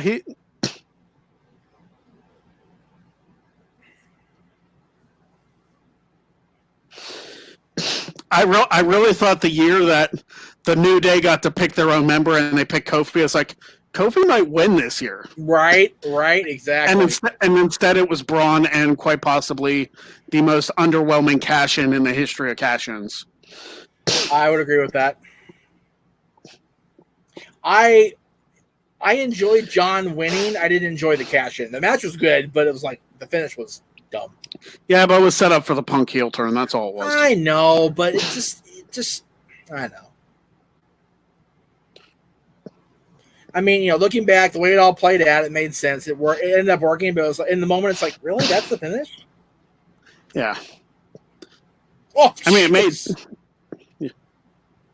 it made sense. You're right. Oh, okay. Thank you for sliding, Ray. I didn't want to see that. Oh, man. That might have been worse. No, because at least it was here and not the head. Yeah. Ray seeing spots.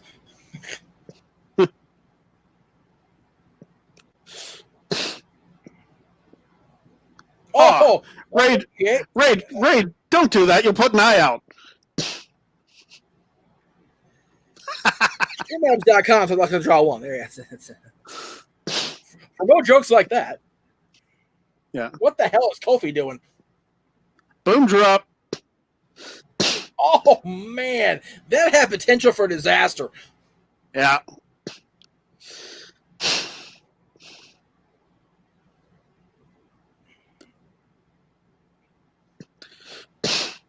Honestly, I still wouldn't mind R-Truth as WWE champion. You know, well, I mean, at this point, maybe not, but yes, at this point. Wow, look at you with the hot take. All right.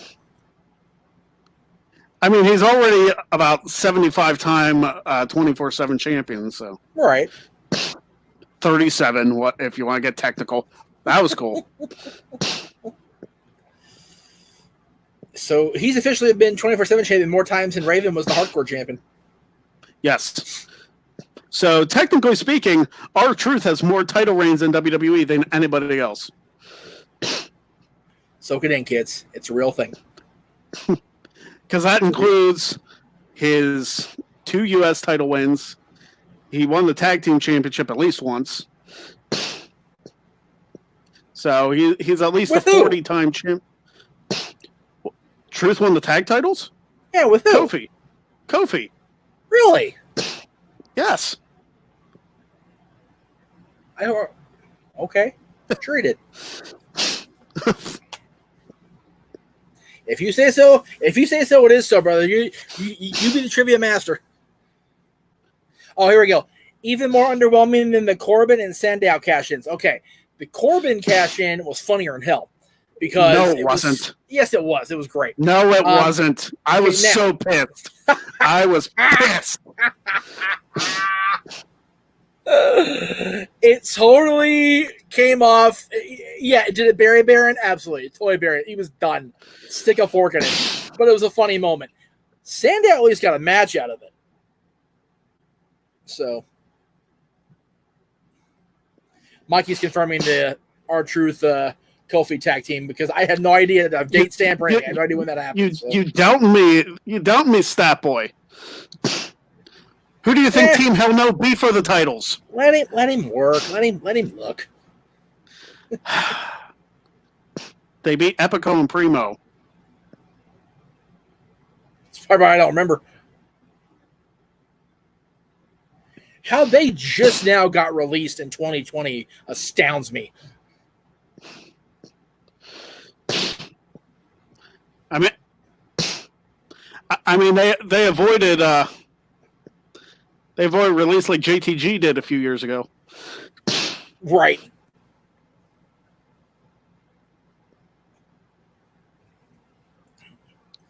Couldn't happen to a nicer guy. That's right. If you can't tell, I'm not exactly a big fan of El Patron. Neither am I. Never have been. You know what? I was nice. I was cordial when Ricardo introduced me because I've been friends with Chewy forever. But Alberto himself, not a fan.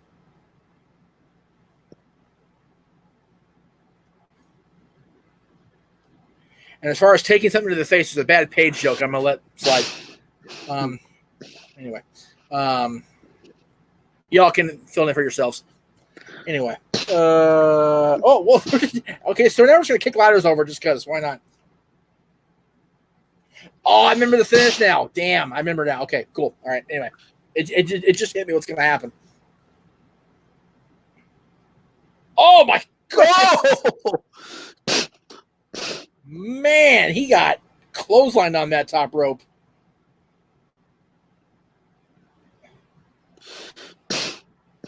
He said annals.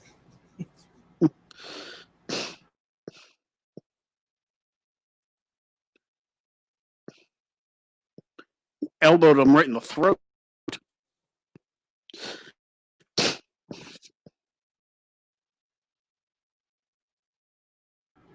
He won it last year. I am. There's Greg. Here we go. What the Listen hell? to the pop. Listen to the pop. Listen to the pop in Chicago for the Miz. Yeah, boy.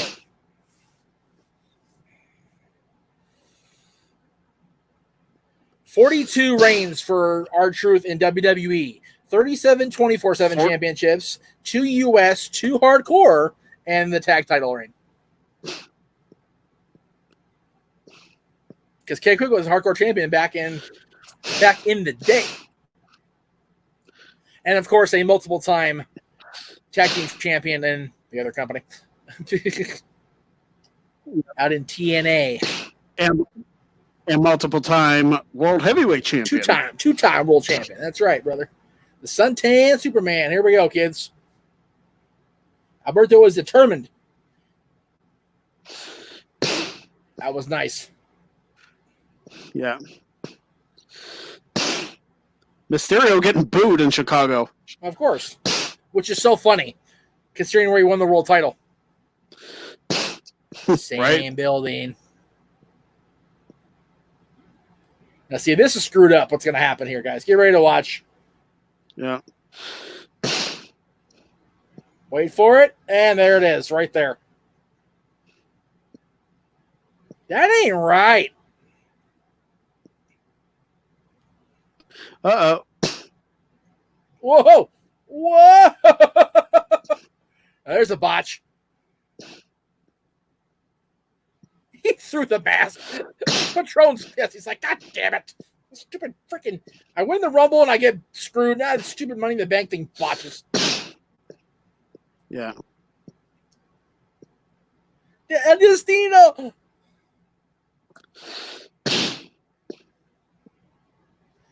Man, the crowd is going ape.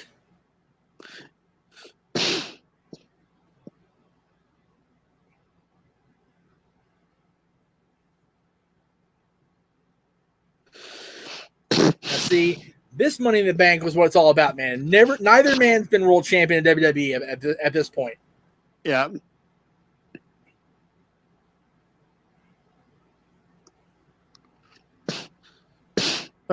He's got a couple cuts. Yeah, he did. He got his ass kicked in this match, to his credit. Yeah.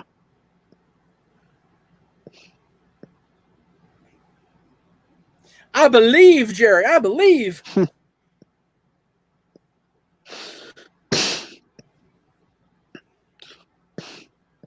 He's probably... I'm trying to think how I want to phrase this. Okay.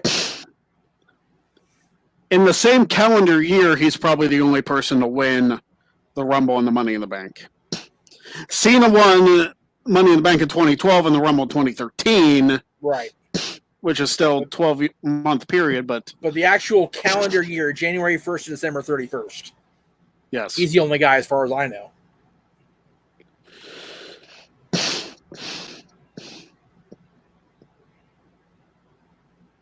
That's just bad shit.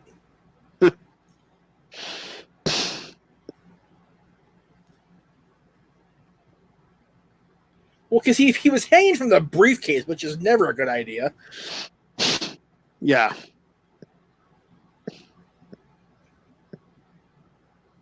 What the hell was Ron trying to do here? There we go. Jesus. That. And he missed him. That was a cluster. Oh, my goodness. Jeez. I didn't realize how bad that bump was. Yeah, it was. And Kofi landed on it, which is even worse. Not a good camera angle to have when you're trying to keep Ray's face covered. Just saying. Oh, my God. You know Ray's on the ladder going, my bad, Al. My bad. Sorry.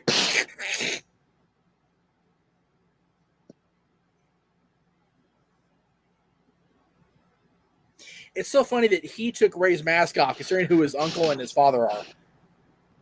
Yeah. Like, he should, like, know, like, that's not okay. Like, that shows how much of an asshole heel he was trying to be. And, dude, it worked. It really did. Stop, Cole. Stop it now. Stop. No. That's a bad Cole. Cole, you're whiter than me. Knock that off.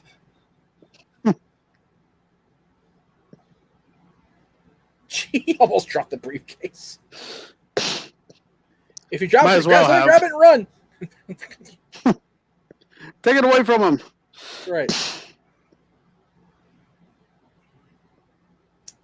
As far as the Raw, who won the men's Money in the Bank? Otis won Money in the Bank, Michael. Remember? You remember. We tried not to. Because it should have been Styles or Corbin. Yes. I still say Corbin's going to take the briefcase from him. I think if anybody deserves to, it's Baron Corbin, for crying out loud. Yes. And then he cashes in on Strowman after the Fiend beats the crap out of him. I am all about that. I'm all about that one. Yes. Let me book. I will make Corbin champion. That's right. We'll make it right for you, Baron. Oh, here we go. Oh, God. This was the feud of 2011. I would have to agree with that. Say what you will about Cena and Punk. This was the feud of 2011. This was dark and personal and twisted. And it didn't need to be, it seems. But it was. It was so good. Yeah.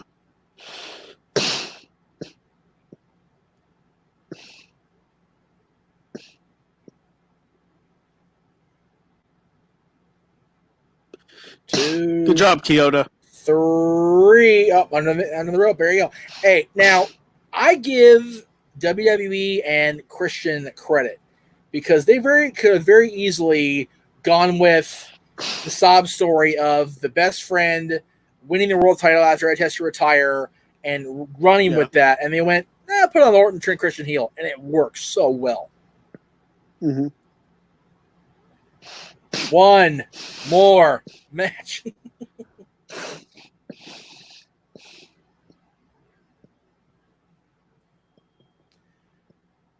Crazy.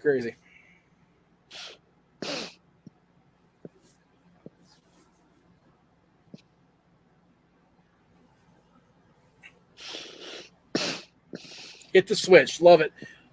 Okay, the lawyer. If you guys look at the lawyer right now and you watch AEW, that's Rick Knox, the referee. That's our boy Rick Knox. We love Rick Knox here in SoCal. So my longtime fan, CJ LaChapelle, says Corbin sucks, Greg. So have at it if you want. Just because he doesn't understand the greatness of King Corbin. That's right. It's not my problem. All hail King Corbin. Exactly.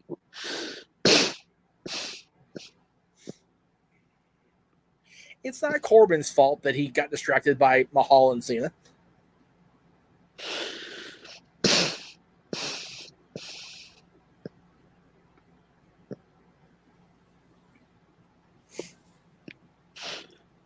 Wow.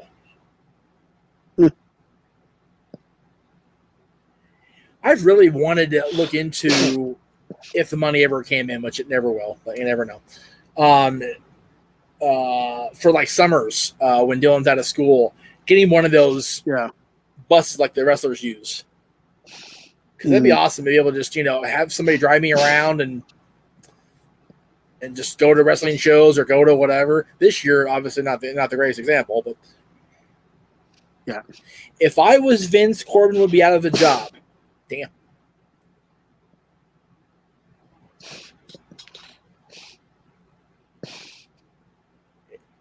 It's a douche chat.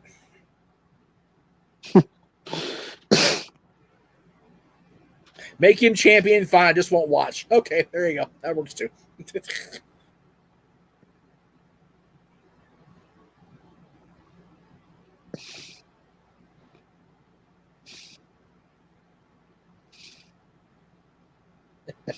It doesn't matter. It don't matter, man. That would be cool, Jeff. Oh, sure. I have no idea where you're referencing, Alistair. I apologize. We're kind of off into the weeds here. Yeah. Let's see. What'd you say? Nobody said anything over here, so we'll go back. There we go. Okay. It's just a formality. It's only a matter of time before. Oh, see, it's July 17th, so it's about a month.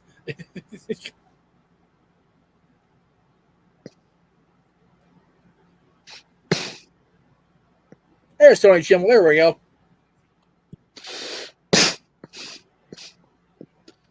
Rated R superstar. Oh man, I miss that more than anything. Probably the greatest moment of the 2017 Hall of Fame, besides Dallas getting inducted.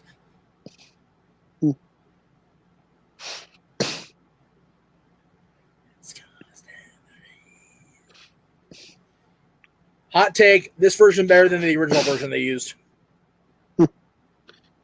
Is it a hot take though? Really? Nah, it's not. If you disagree with me, that's your issue, and more power to you. Oh, I don't disagree with you. Taking the bus to be good. It would be a cool idea. That's why I said it. I'd love to do that one day. Hey, Randy, welcome to the Peep Show. It's rated R. No, it's not rated R. He done retired for now. It's vitamin C. That's right. It's loaded with vitamin C.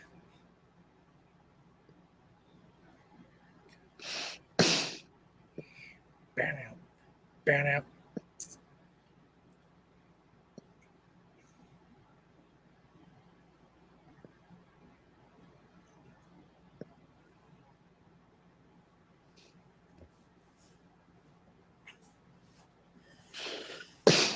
The Peeps champ. Oh, I get it. It's a rock reference. Yep.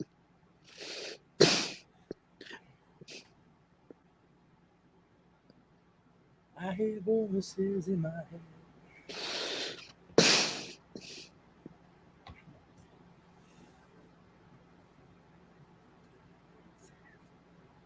They counsel me, they understand, they talk to me. I, however, miss the Legend Killer theme. I like that one better than this one. The weird thing about Orton's like pose, like when it was in Evolution, it was so like pronounced, right, like this, and then in later years it became a little lazier. It's just like, yeah, meh, yeah. It's like, eh. He would like freaking toward his body like 45 degrees and go, Yeah, it was like, bam, it was very pronounced. Out. Yeah, exactly. And now it's just like, yeah. I mean, I still love Orton, but it's like I'm not your pose monkey. Here you go. Whatever. I'm good. Yeah. Is this a semi-main or is there a match between that and... Okay. Semi-main, I'm pretty sure. Okay. I'm not checking on I said that. I'm not sure. I'm sure you're sure, but you know. Raise your hand if you're sure. I can't even imagine what would come after this. Right? I'm pretty sure this is the semi-main.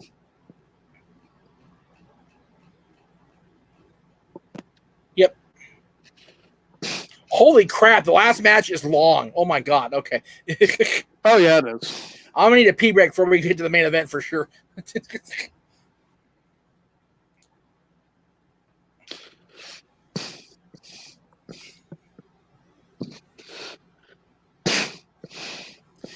No, I'm gonna make that banner now before I have to go potty because I'm gonna have to go potty for sure.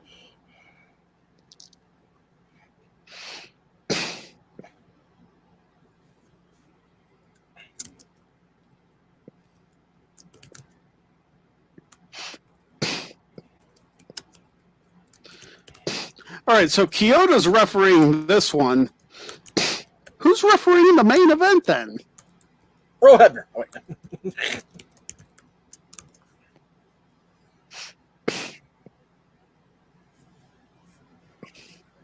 Christian.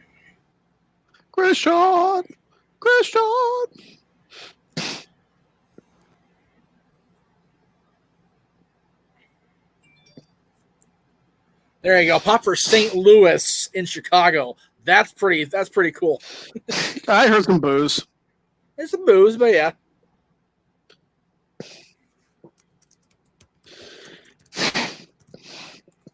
I mean, if it was Mr. Kennedy as the world champion, it would have been total boos. Oh yeah.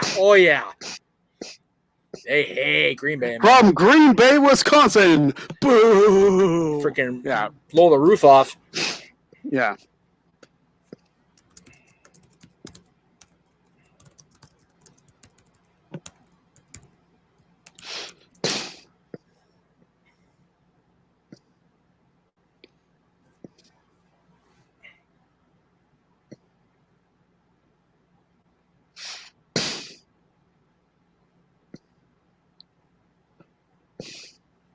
See, I don't mind the storyline about Orton getting DQ'd, but it's like it became the whole thing. Like Yeah. it was just too much. I was like, okay, I get it.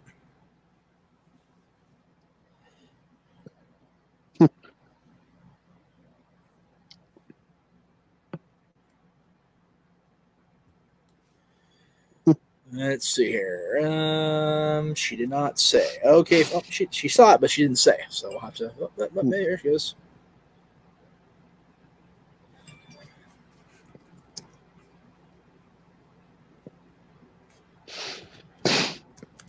Yeah, like I said, it's a great match, but it became all about Christian trying to irritate Orton. Like it was too much. No, it wasn't. It was smart. I agree. That psychology-wise, it's like if you were in Christian's situation, wouldn't you do anything you could to piss off the champion, make him do something stupid? Of course, but like I also want to see a decent wrestling match between two decent wrestlers. And so they still did. They still put on a decent wrestling match. If you say so. All right.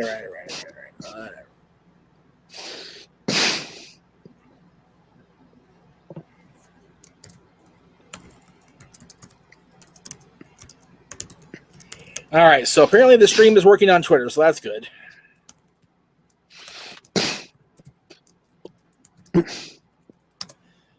All right, back to StreamYard. There's Greg. Hey, Greg. Okay, so. Yep. Oh, geez, that looked like it felt very good. Apparently, Mr. Armstrong was referee for the last match. That makes sense. It does make sense. Good old hard body ref. Ow. Well, then again, I think Scott was the senior Raw referee at that point. Although I'm not sure if they had different referees, different shows at this point either. I really don't remember. So. Well, Kyoto's not wearing his SmackDown blue, so I'm guessing not. Right.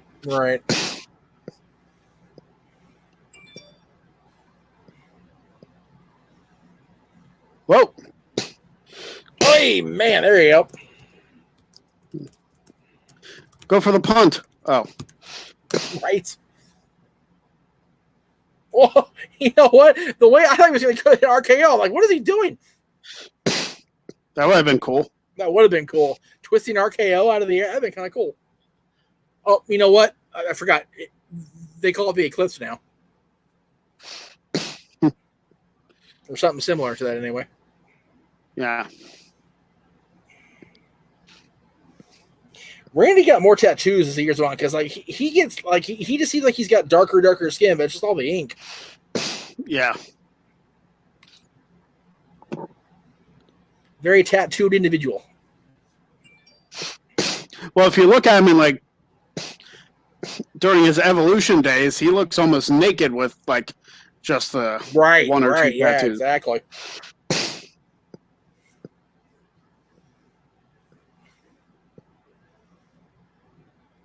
I like the purple and black, the purple trim on the Christian's gear here. Yeah, very very royal regal type stuff. Good shit, brother.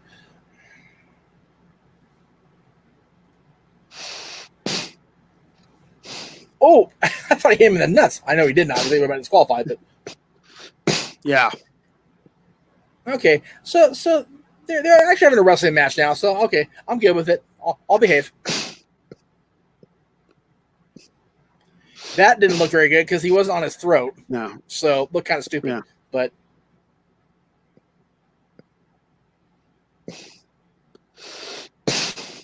this might have also been Christian's best run in WWE. Oh, I would have to agree with that.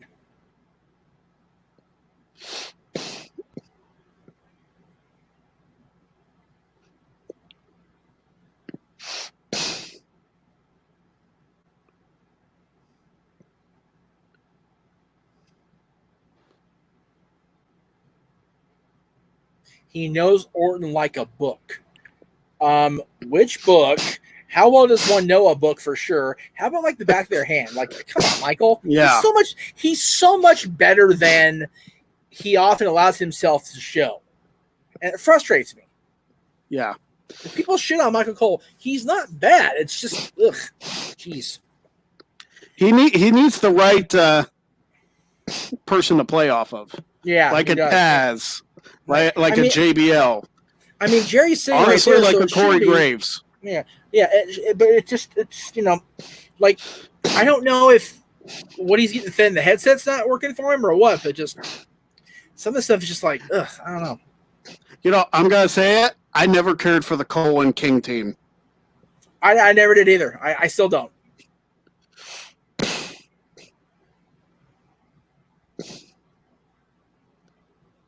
There you go. Clothesline. Oh, they both the Chiefs. Oh, ring the bell. If this was the NWA. That's right. Or you have to be thrown over, like if you're clothesline. How does that work, Mr. NWA? I think if you projectile your opponent over with the intent to throw him over on your own, then it's a qualification. He went over with him, so it's kind of a gray area. Gotcha. So apparently, okay, CJ's hating everybody you like because he's hating Corbin, now he hates Corey Graves. Hey, I got a personal connection with Graves, man. That's them's fighting words. I will ban you from this channel. You pick on Corey Graves. Yeah. He gave me the best interview I had all night at the Booker's podcast. Yeah. and he got Renee to come in on camera with me. So that was always cool. She looked so good that night. Good grief. She wore the outfit she had on at No Mercy to the event. It was like that red, like it wasn't see-through, but the outer layer was see-through. It was like, damn. I was gonna say you're gonna get Moxley to punch you in the face. You better stop. I don't give a god. John, your wife's hot and you know it. Moxley knows his wife's hot. It ain't a secret.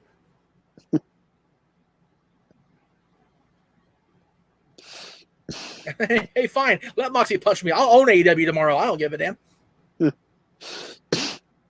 You and him in a lights out match. How about that? Oh. Last will and testament of Jeff Meacham. Greg gets the channel. As long as all the viewers for the Jeff Meacham Network go subscribe to the Greg Cherry brand because Greg's Jeff's like going to die in a match with John Moxley. Greg's like, in that case, let me contact John Moxley. Hey, John! Who would I get to host Trivia Challenge then? Bring Aaron back. Fame. There you go. Fame works. Yeah. I'd say Stat Boy, but he's got to be the statistician. That's right. We need him to do the stats. That's right. He's only one man, damn it. Oh. Whoa. That was ugly.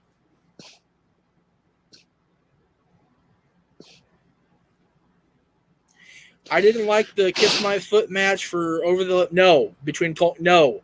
There should be no kissing of feet matches ever. Yeah. It's gross. The fact that at least two have happened is more than enough. Right. And both with Jerry Lawler in it. Yeah. At least he didn't lose them both. Right, that's true.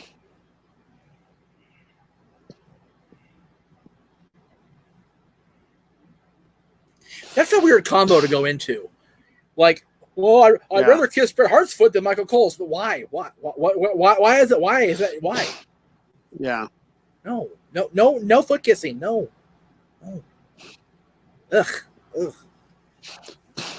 You didn't miss nothing, Mikey. We're just plotting the demise of Jeff Meacham, and John Moxley is punching me out,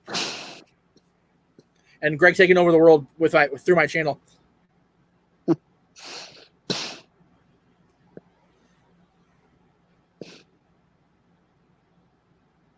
You say a whisker or a whisper away? Whisker.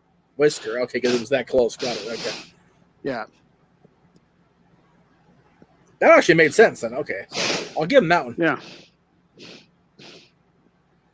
I actually like the name Kill Switch better than Unprettier. Am I wrong on that? No. Okay. I mean, Breeze calls it the Unprettier now. Well, because he's Prince Pretty. So, yeah. Christian was never really a pretty individual. So, yeah. What about this couple months when he was feuding with Edge? They called it the I'm Prettier. I said what I said. Oh, jeez.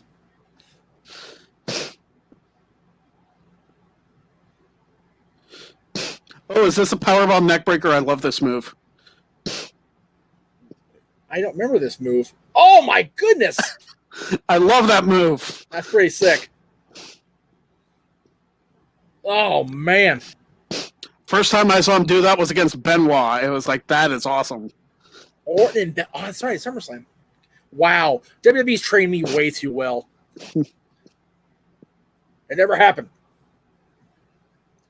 Ironically, I'm wearing the same color tights, same shirt as Orton looked like he's wearing in some of those pictures from that night. Yeah. Gross orange.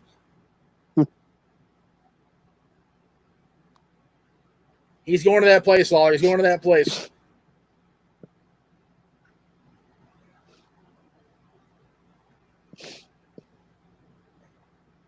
Oh, I love Orton's scoop slam, man. Love, love, love it.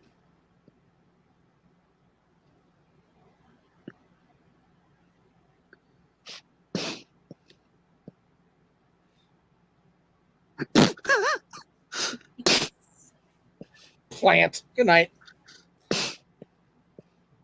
Well, here we go. I love how Orton was counting on with the referee. He was like 3, and they just mouthed 4 to him. It's like, right, I know I have to break it 5. Yeah. Oh, here we go. I hate this part. Oh! Golly! That is not okay.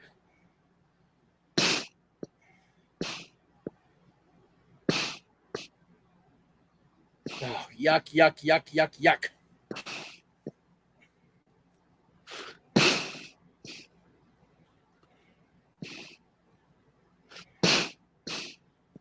Not low blow. That's it. That's over, brother. Mm-hmm. At that very moment, Travis and I were both like, "Yeah!" Right, right. See, I like Christian, but it was so nasty. It was so nasty to me. Dad and I are both going, "Oh no, no, no." Actually, I wasn't at home, but I remember talking to Dad about it later. JJ and I were both like, "Oh, ah." Gross. Oh, quit showing it.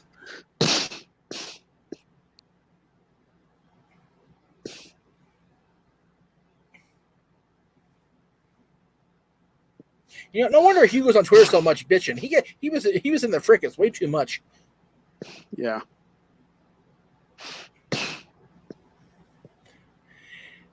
This damn thing needs to load so I can load this screen and do my thing here. There we go. There it is. Oh man, you heard that monitor pop his head. Yep. Orton's like, I gotta make sure I don't land on these. Yeah, right. Been there. Didn't work. Yeah, it didn't work for him a couple years later, but hey. Yeah, no. Okay, Teddy, what are you gonna do, Peanut Head? Get out of here. The cheapest guy I've ever met in my entire life. Right. Right. Going back to his Hall of Fame speech. Oh yeah, for sure.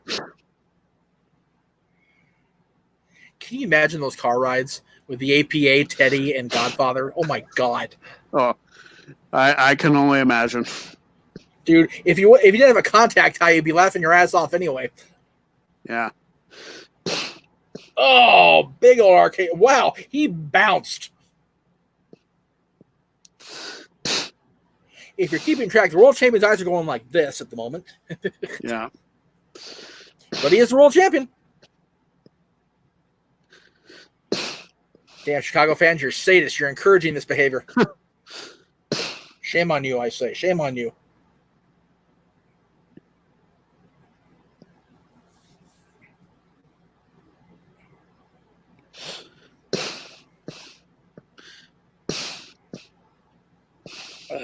Jeez.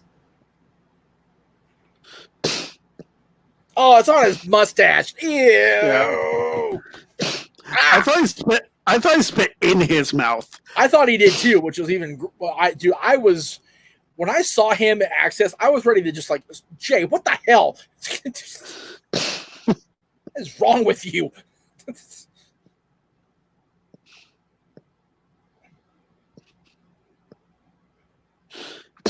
I was happy with this finish just because it's like, okay, the heels always seem to benefit from that stipulation. Yeah. It's so out of the box.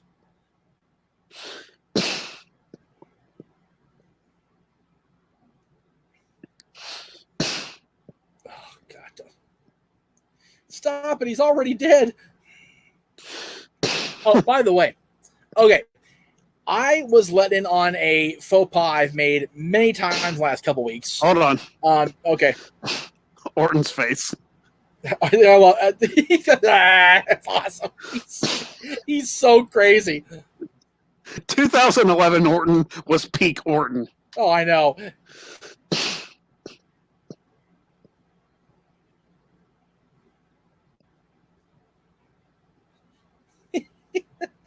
That guy in the front row is losing his mind.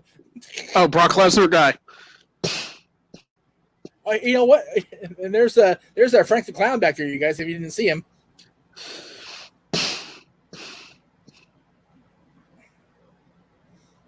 Orton got the crowd back on his side. Yeah, no kidding. Continuing to beat a guy up after the bell will get a Chicago crowd on your side. Oh, easily.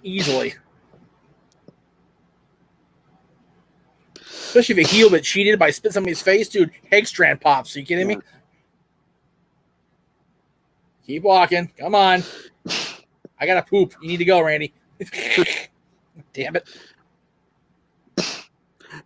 I would have loved though if Orton would have just like ran back there and did it again. Yeah, why not? There you go. All right, so we're gonna, as soon as I go to the next shot here, wherever that is, there it is.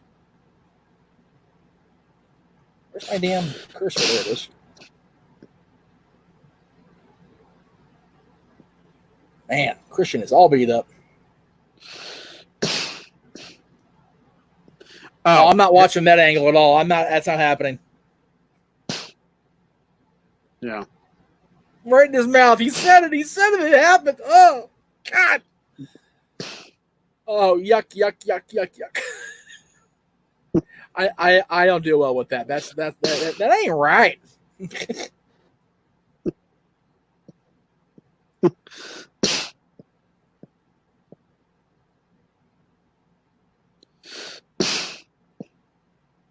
He lost there. Oh, Jesus. Quit showing it. I know, for real.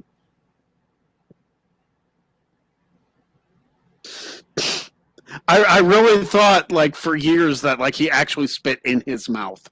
Yeah. I guess Orton was smart enough to make sure his mouth was closed.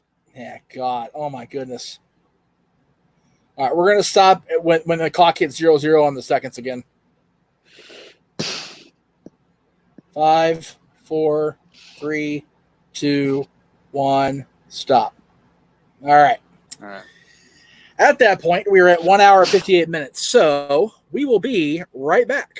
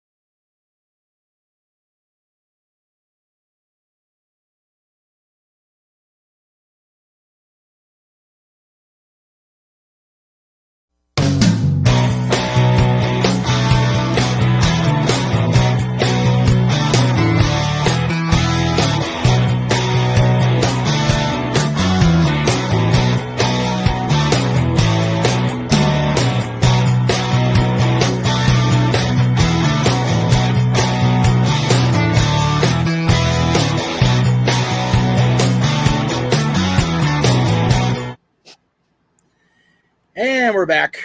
Thank you for that. I apologize. Good grief. Scared the crap out of me. Literally.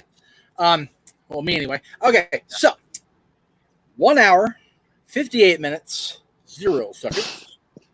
You should see Christian being helped to the back still if you pause at the same time we did, which I appreciate you guys if you did that. 3, 2, 1, play.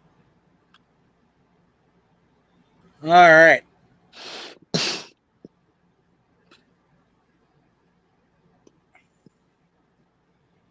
Be a star, guys. Yeah. Good concept. Like the idea. Just didn't age well in WWE, unfortunately, because a lot of these assholes are still bullies. So, yeah.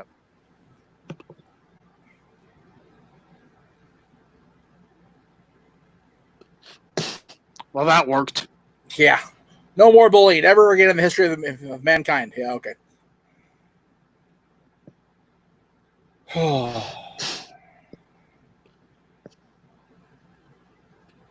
Here we go, kids. It is time.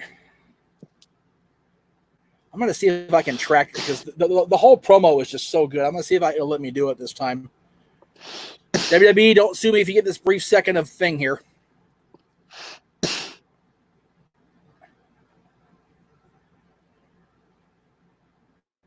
That out coming up next because he knew the WWE champion John Cena. There we go. Okay. Ladies and gentlemen, the future of the WWE as we know it is in jeopedy. I mean, like the whole company's in jeopardy. It was such a good story. All right, here we go, guys.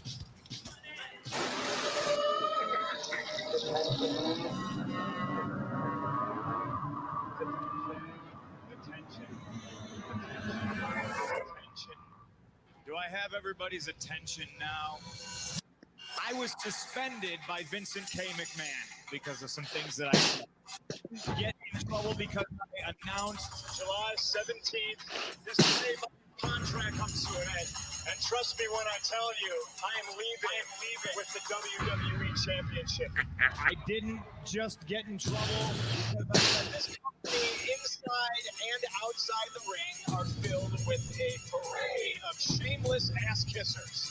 I didn't just get in trouble because of this little nugget. And I'd like to think that maybe this company will be better after Vince McMahon's dead. I got in trouble basically because I have the balls to say things that nobody else has the balls to say.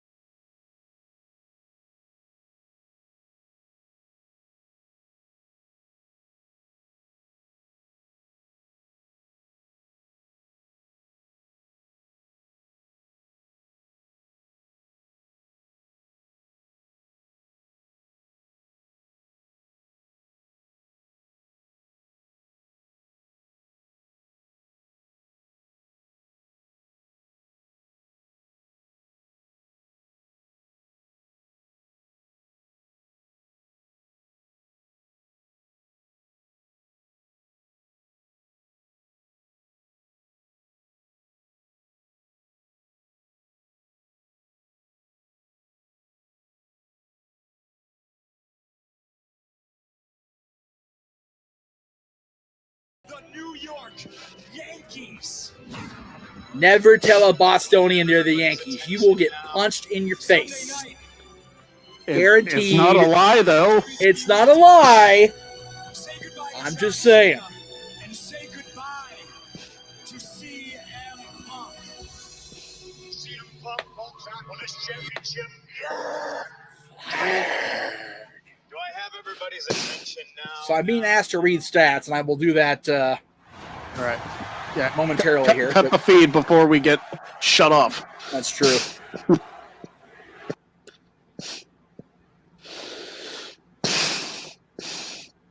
All right. Because we'll hear the pop in Chicago. You guys, if you're watching at home like you should be, then you will too. Goosebumps. Look at this. See, Nexus. There you go. Anyway, some stats for this match. This is match number 4. This is John Cena's. Fuck's sake.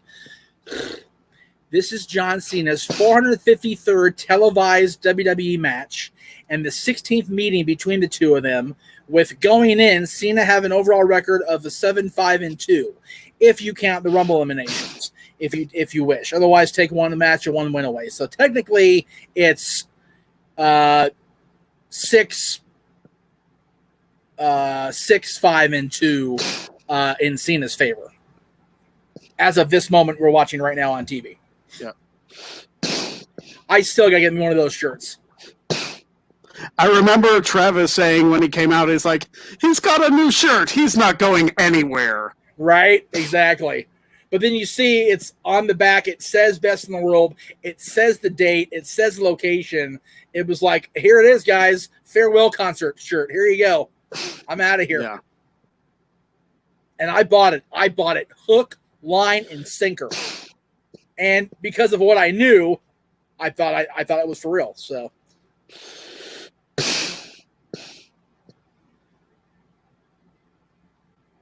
I love so much that no matter how hard they tried television coverage wise, Cabana and Steele kept making camera. Yeah. Makes my day. I love Colt and Ace so much. What's my effing name? That's right.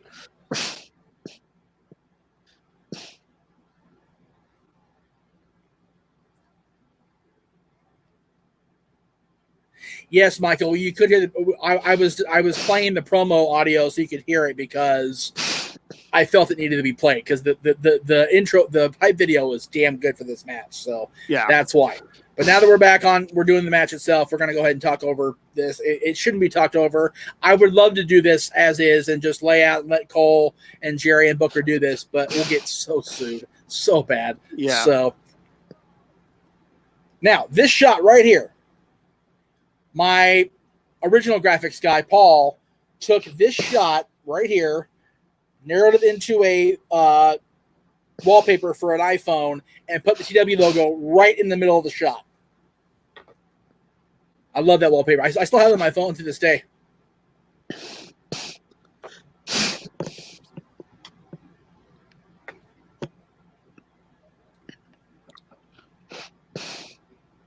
Now, at this point, 2011, the Blackhawks had won the Stanley Cup a year before, so they weren't exactly hurting for titles. Yeah. He's talking to Colt Mace right now. You hear that? I love it. I love every part of this whole thing, and I know I shouldn't, but I do.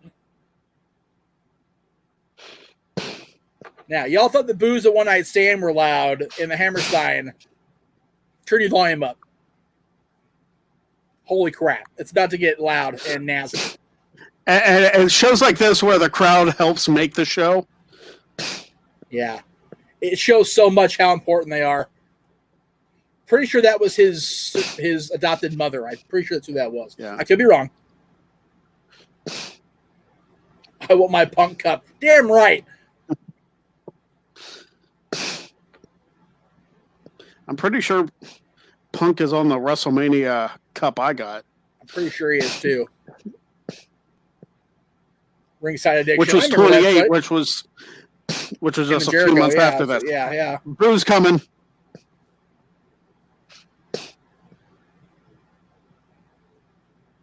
Jesus Christ. That is the sound of 20,000 people ready to kill. Not John Cena. And I love how sucks. Cena's just... None of that, just booze. And John just he's walking to the gallows. Whatever. It is what it is. With the championship around his waist. Which he never did. Yeah. He's trying to show the importance of this match. Damn. I swear to God, Greg, I'm like the bumps Colt. Yep, there's Colt. And Ace is right there next to him. You can't see him, but he's right. He's in the final shirt behind Punk there. That's Ace Steel. Funny thing enough, one of the other major guys of there's Ace. There he is. There he is. One of the major components of that little group that was in Chicago back in the day, Adam Pearce. Yep.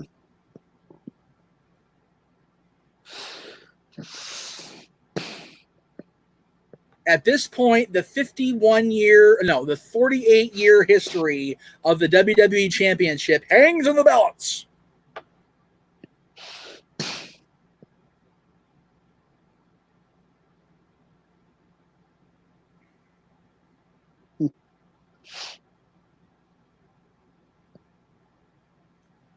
I wonder to this day what would have happened if,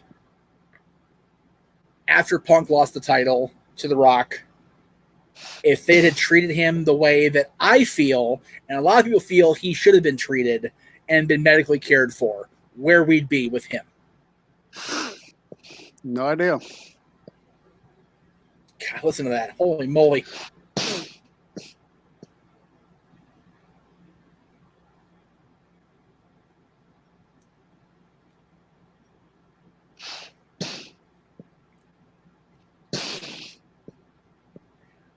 Okay, the guy next to Frank the Clown in the front row is wearing a Cena shirt and he's booing Punk. And there's another guy in the front row of the Cena shirt. So I've seen two now. Three if you can't. There's a girl over kind of like off camera right there, like off to behind Cena's left side in the crowd in the front row. There's a girl in one of the purple John Cena shirts. There's at least three Cena shirts in the crowd. Mm-hmm. Do you enjoy how Justin Roberts kind of adapted the Gian for Moxley now? Yes, and I will fully give credit to Tony Chimel for originating the Gian, but Roberts, he is the most underappreciated WWE ring announcer I feel in history.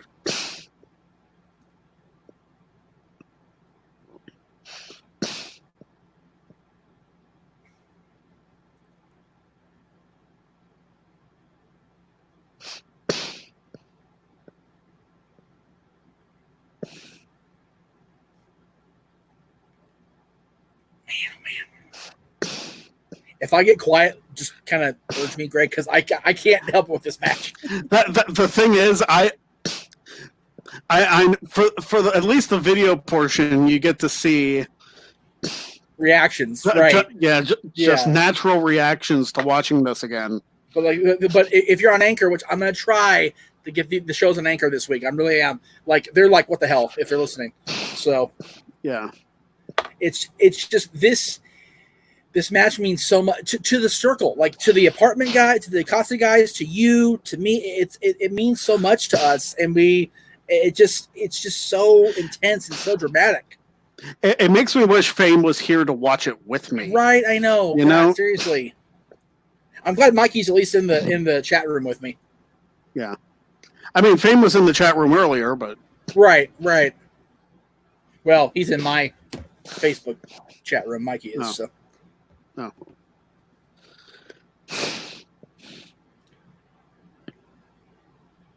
Oh man! You can't wrestle Chance to see them. You can't. I know. It's like it's so cliche at this point with John. So imagine Mr. Armstrong, like he's in the pressure cooker with these two guys for sure. Yeah. Can't screw it up. Can't have a faux pas. Any of it.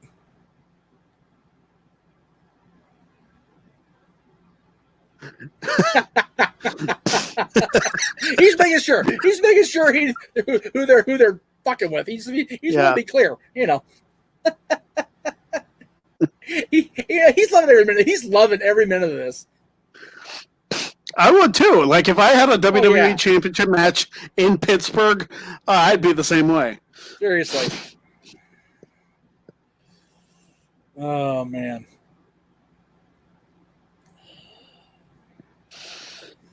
Now I have been very fortunate in seeing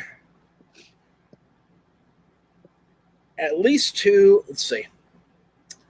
I have seen, arguably, and this is an arguable point, and I'm glad to debate on it.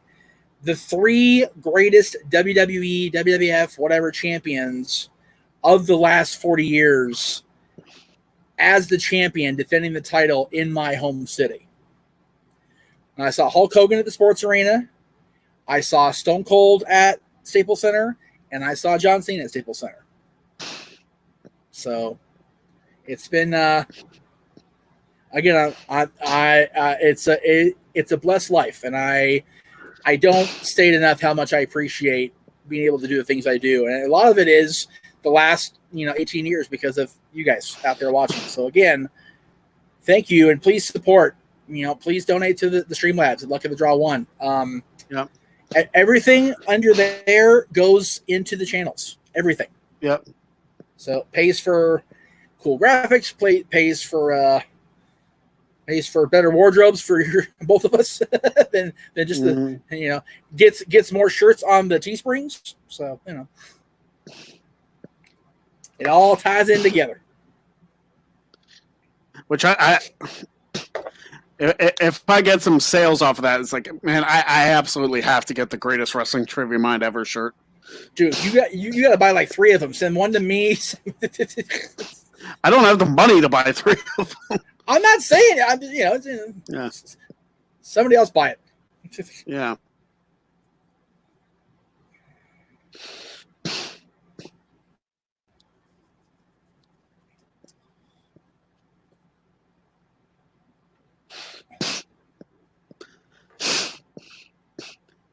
Bringing up the Montreal screw job. Well, of course. They want us to believe this is a real situation. And you know what? It played out very, very well. Mm-hmm. The whole thing with we'll discuss after, but yeah, it's this entire summer is probably the best storytelling they've done. What's been better since then? I mean, really? The end of the streak, maybe? Maybe. And Brock's ascent to dominance, maybe, would be the only thing I can think of. It would really be up there. I mean, Kofi Mania is an organic thing that played out very well, obviously. Yeah. But and of course, Daniel Bryan. Let me not even undersell that one bit. But as far as storylines that have been designed and executed as well as this, I don't know. And it is very very telling of the talent of Phil Brooks, CM Punk, because he did basically the exact same thing in Ring of Honor and still pulled this off so masterfully. Since we're on the subject of Daniel Bryan, how many people do you think could pull off winning the championship at WrestleMania and being this huge fan favorite to win, but also defending the championship at WrestleMania, and everybody wants to see him lose? Within a 3-4 year span? 5 year. 5 year span. The only thing I can liken it to, if he had been as over a babyface as he was when he did it, Hogan as the WWE champion. Because nobody wanted Brutus to beat him at Starrcade 94. Right. Because it's Brutus fucking beefcake. Which you made us watch that match. I know. I'm sorry. I've never seen it before. Whatever. So seeing it, Punk's gonna be going to the nearby Campbell's factory up there for some soup for the rest of the week. But 2 years later, the crowd wanted Piper to kill Hogan. So, But then again, by 94, babyface Hogan was kind of like, okay, sure. And on the other side of the coin, Road Wild 97. Nobody wanted Hogan to regain the world title except that crowd because they were Hogan's crowd, the Harley guys, right? By 99, Hulkamania was running wild again, and they were like, "Oh yeah, Hulk's back." So again, I think we've had this discussion. It's a deja vu. Hulk Hogan being the only guy you can compare to as far as face and heel getting the reactions to Daniel Bryan speaks volumes of how fucking over Bryan was. And still is. Let's be real. So, yeah, it's Daniel Bryan. We all, at some point saw Bryan Danielson on the Indies. We knew he was going to be something special. I don't think any of us fathomed how much, like, goodness sakes. And it really all starts in Chicago right here with him winning the briefcase. Because he goes on to cash in, and then the big moment at Mania that sends him off the deep end and off the races. There he goes. Within 2 years, he's the guy. Yeah. Which also speaks to what Punk was talking about on his DVD about the big gold belt being, well, yeah, you're the champion, but you're really not. Right? So. Which pisses me off about the underselling of the big gold belt being, or the world championship as represented by the big gold belt, because the big gold belt is the most historical championship in wrestling. It's the most celebrated title belt in history, and it got a raw deal being the WWE's bitch title, and it sucks. I still think that's Vince going, well, it wasn't my belt, so I can bitch it. Yeah. Not trying to be, I'm petty against Vince guy, because I really don't want to be that guy anymore, but that's how I see the World Heavyweight Championship between 02 and 13. I just do.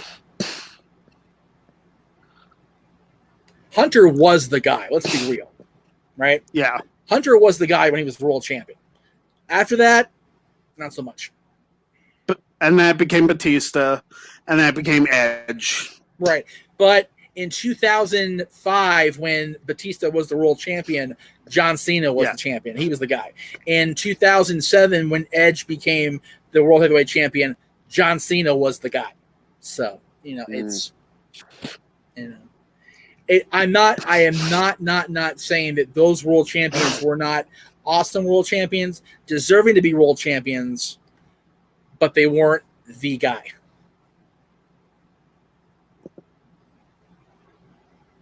Which is why people have been so frustrated, because all the guys they wanted to be the guy, they wouldn't do it. And when Vince tried with Roman Reigns, we don't want Roman. We want this guy. So that is the essential WWE Universe bitch in a nutshell right there.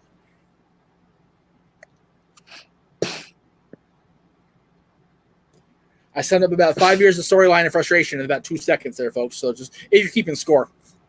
And Ace loves the neck injury. There you go. That's right. As does Colt. Ace Steel, for the record. I'm not talking about Johnny Ass. I'm talking about Ace Steel.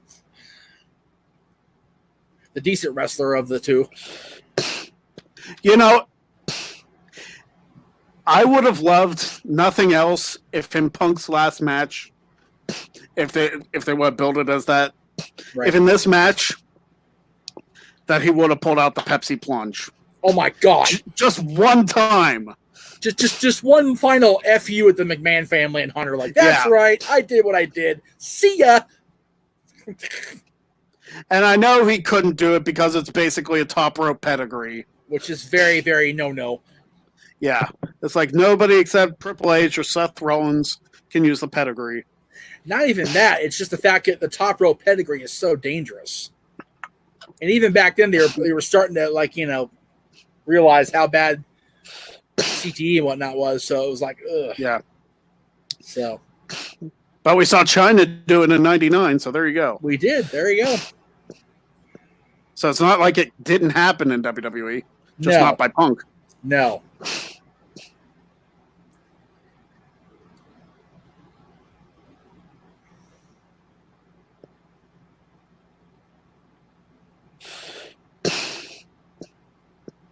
Cole got to rub it in that King's never been WWE Well, champion. if you guys listen to the commentary with us, you're hearing them say that Booker was world champion. He was never WWE. It's like they're saying it too right there. What I just said.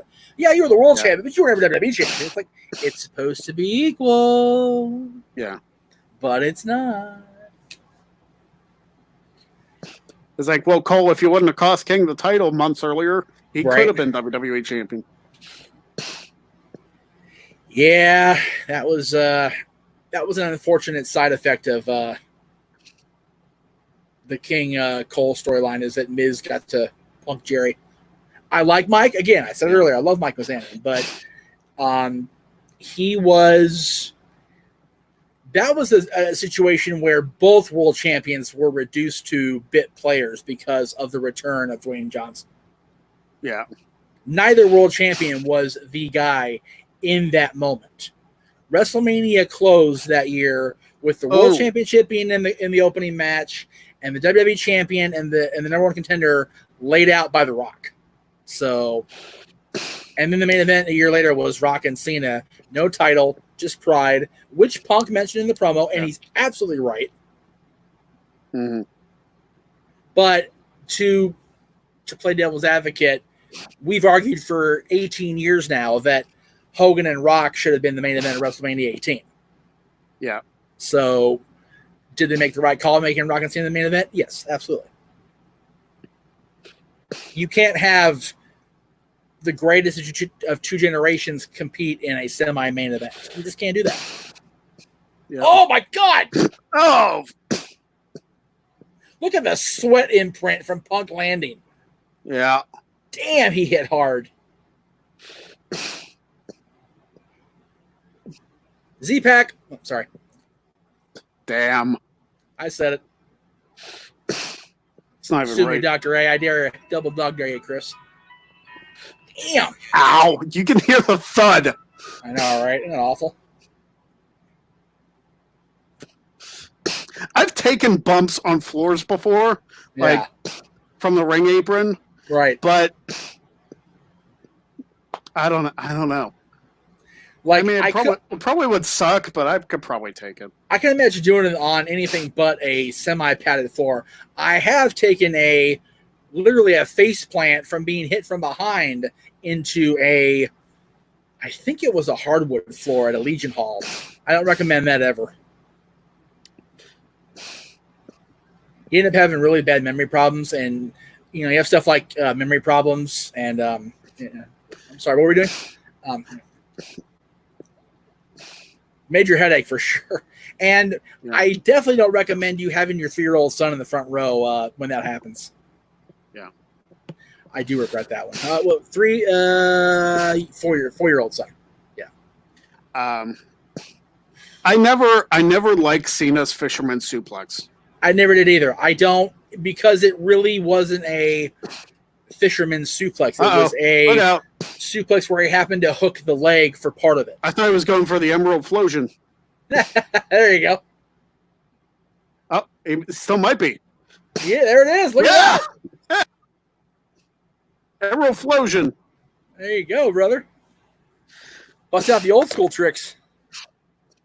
He's going full prototype there. Have to. You're facing the best in the world. You got to pull all the stops.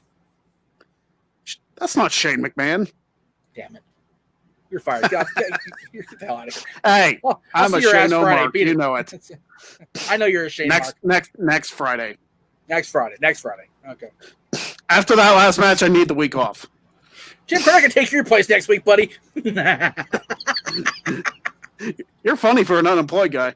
Yeah, that's right. You're pretty funny for an unemployed guy. That's right. That was the greatest. That was probably the greatest call they made all night. Was that last part of Survivor Series?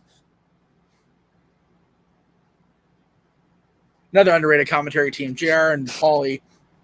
Oh yeah. It's rare you see baby faces doing an abdominal stretch. Yeah, I was gonna say that. That's definitely. But I guess Cena in this, he's not a heel per se, but he's not the crowd favorite. Right. I like Michael's comment here, but I don't know if I like it. I definitely want to bring it up though. Should have done Punk's title streak versus Undertaker's undefeated streak at WrestleMania 29, and still would have had Cena versus Rock. Okay, the problem with Cena versus Rock 2 is it had been done. They needed the title to be the extra attraction to that. Number one. Number two, the Undertaker in 2013 was not WWE champion guy. He wasn't. So there's that. And Kobe says he likes your comedy, bro, Greg. Appreciate it. That's it. He's here all week. Well, all next week for sure. Because he's on if you want to support, twice. yeah, if you want to support the channel, Streamlabs, and also buy a shirt. Vintage Cena. Turtle bomb. Nope. Oh, jeez, nope. Dropped him.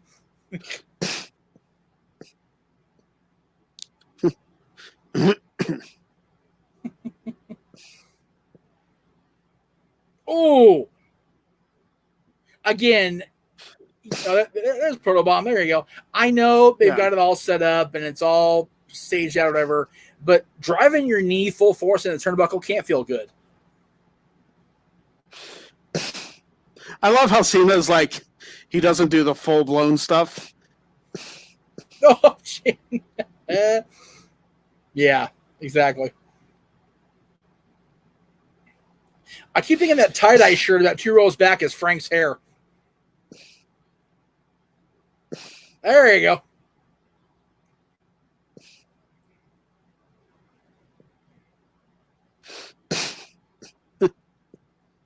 He high-fived the lady. I'm pretty sure that's his mom.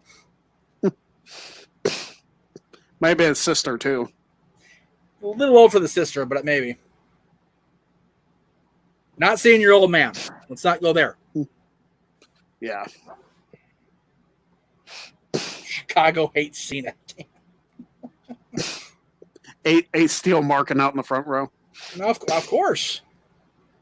And Scotty Goldman, Cole Cabana. That's right.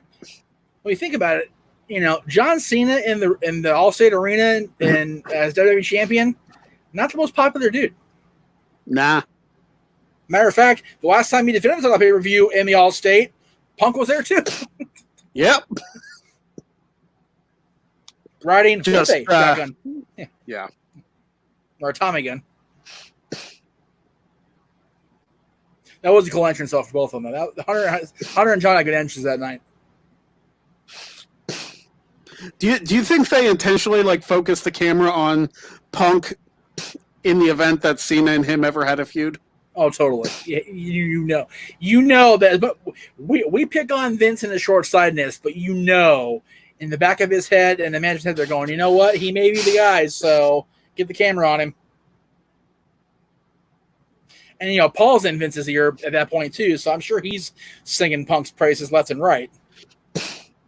Yeah. Remember, Punk's 4 months away by then by debuting in ECW. So. Not even that, because wasn't it like 4th of July? Or no. So it was probably about 4th of July was the South Philly screw job. Yeah. It was when they went back to Hammerstein. So it's like the week after or something. Yeah, because Big Show was defending the title against Batista. Oh God.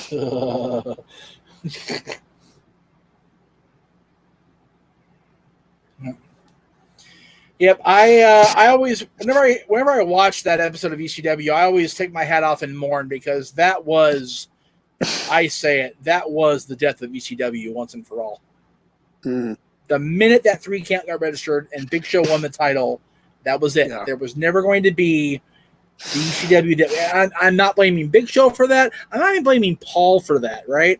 It was what it was. Rob got busted. He had to sit home. So it was what it was. But they could have done so many different things to make that at least salvage it, and they didn't. Vince chose to pull that trigger and spent the next 3.5 years shoveling on more shit onto the grave. Now here's your. Oh man! Fuck. Now here's a question. Okay. Had Angle not had the issues he had and hadn't left in 2006, Right. could ECW have been successful? I think if Kurt had been in the right mind, and even if Big Show still wins the title, right? Yeah. If Big Show leaves Philly with the title, gets that heat, and then Kurt beats him at SummerSlam, we're in good shape. Oh, Right? I know. It's hard to watch.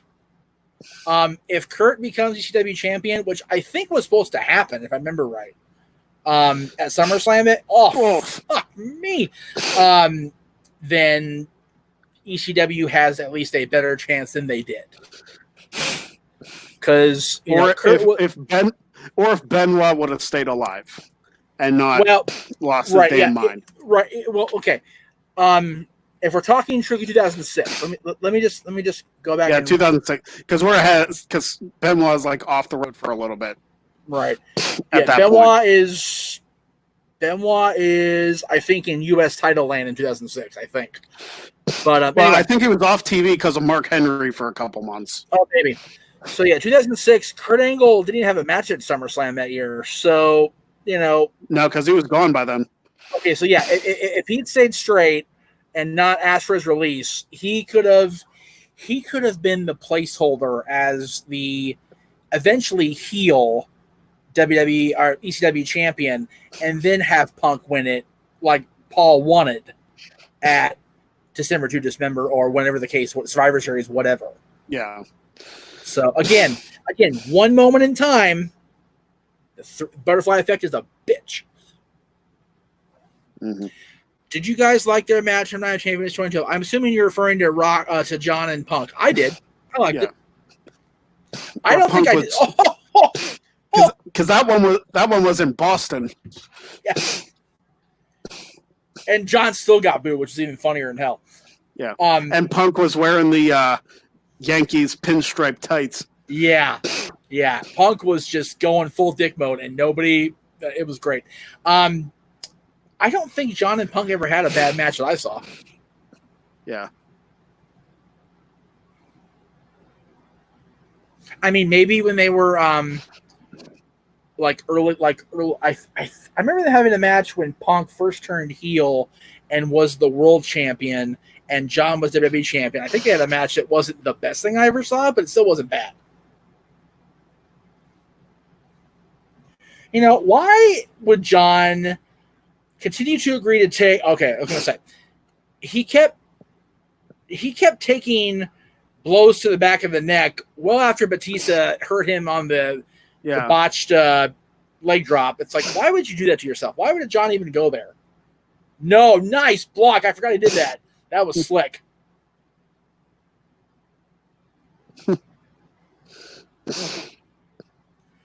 I love Punk selling it because everybody shits on John's STF, and Punk's like, nope, I'm going to sell it.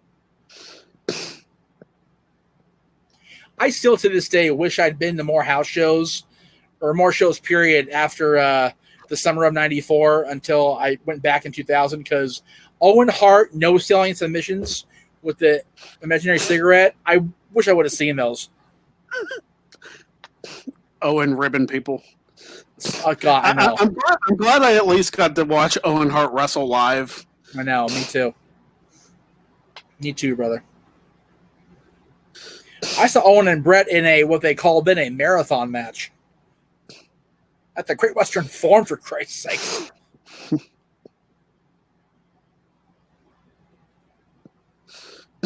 And Punk and Corey Graves used to be friends, because I remember on the Indies, Graves used the Anaconda Vice submission too.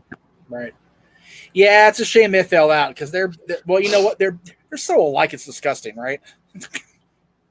They're both, alpha male, snarky, dickhead personalities in real life, right? But it just, you can't get two of those in the same room, or one of them's going to kill the other. So, it's a pity, because I like them both. I really do. And like I said, I shit on Punk so much when he left, But the fact that he signed the autograph for my dad at the All-Star game a few years back, and and had a knowledge of who I was, well, wow. So it was cool. So he's good people. He's good people. Jen was asking me how much longer we're going to be. She's probably thinking about dinner. 15 minutes, I told her. Yeah, roughly. It's about 10 minutes for the rest of the show, and then us closing it out. So. Right. Yeah, because it's 5:15 for y'all. So. Yep. I wonder if she wants me to grill, which is fine. Mr. Anderson, best money in the bank, in my opinion. Are you asking our opinion, or are you saying your opinion, Mr. Anderson? I think he's saying his opinion. Because if you're saying Mr. Anderson is the best money in the bank, it's hard to agree with that, honestly, because he didn't do very much with it. He got hurt and he got suspended. I get it, but still. That one upsets me too. Two of my guys. I know. Two of my guys won Money in the Bank and didn't cash it in successfully. Can't even cash it in. I know. Can't even get to cash it in. What bugs me the most is he said he was going to cash in at Mania 24. He wrestled at Mania 24. I know. Damn it. I was there. And the thing is, if he wouldn't have gotten hurt, he would have had Edge's spot and cashed in Pittsburgh. Yep. See, at least Sasha won her first Raw Women's title in Pittsburgh. It's at least I got that. Yeah. She also lost the title in Pittsburgh, but that's now okay. We're totally taking away from this awesome match, and I forgive me, guys. Damn it. You said on Twitter the other day, you guys were talking about dying on hills or whatnot, you and Fame, about do you honestly, and if you do, that's fine. There's no judgment whatsoever. Do you honestly feel on July 15th, 2020, at 5:15 your time, that Sasha Banks is the greatest women's wrestler of all time? Yes. Okay. I know you disagree. I do. And I honestly, and I'm such a freaking fair weather, I go back and forth with Trish and Charlotte. I really do. And the two of them had a fantastic match at SummerSlam last year. Oh, I'm not taking anything away from either one of them. No. But Sasha, I feel, is better, personally. Okay. And like I said, that is your opinion. I would probably put Trish and Charlotte 2 and 3. Okay. I would probably put Trish and Charlotte 2 and 3. Okay. Probably in that order. All right. Okay, so Anderson's saying his opinion, which I'm guessing he's saying that he is. But our opinion on greatest Money in the Bank. Okay, the greatest Money in the Bank contract holder to this day, I feel, is Edge. He was the originator. Yeah. I like John's for personal reasons because the goofy face was always funny. But Edge was a great Money in the Bank holder. Of course, my buddy Rob. I can't, it's Rob. As far as favorite to actually win the briefcase, right? Probably Kennedy for me, right? Because I love Mr. Kennedy, Mr. Anderson. I know he again. He is like at the top of the list of what the hell could have been, right? I'm glad he was TNA champion twice, but right, and I'm glad that if the NWA writes the rudder, that he's with them. I think, but the NWA is such a shitstorm a shit show right now. So, all right. If there was an Evolution 2, what do you think of Sasha versus Trish, career versus title? This from Kobe. I'm down. Okay. Although, you know what? Trish had her career moment with Charlotte. Right? How about Sasha versus Lita? Sasha versus Trish was mine. Okay. All right. If she did come back for it, but she might not. Right. Michael Gonzalez, where would you put Lita and Michelle McCool as far as what? I think that Lita was a trendsetter. I think Lita was a trailblazer. I would not put Michelle McCool in the top 5. No, I wouldn't either. I think Michelle McCool was a tremendous talent and still can be a tremendous talent. She can fight. She's a great wrestler. Here comes the kill switch here.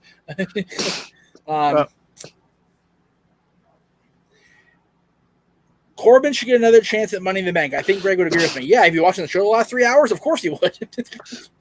You watch my live streams, I talk about all the time. Here we go. Here we go.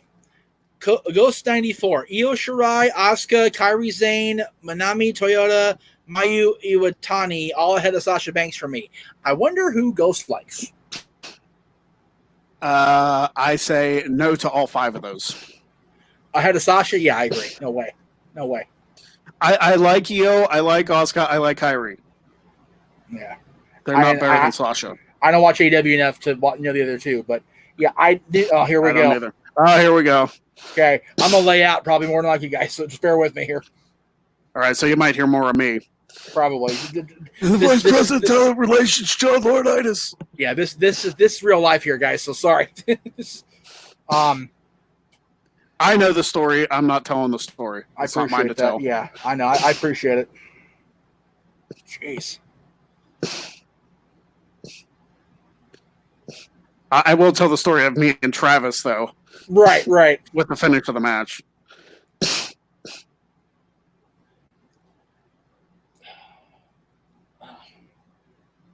Oh, man. Punching Johnny Ace in the face. In the face. No, in the eye. The Shiner was real.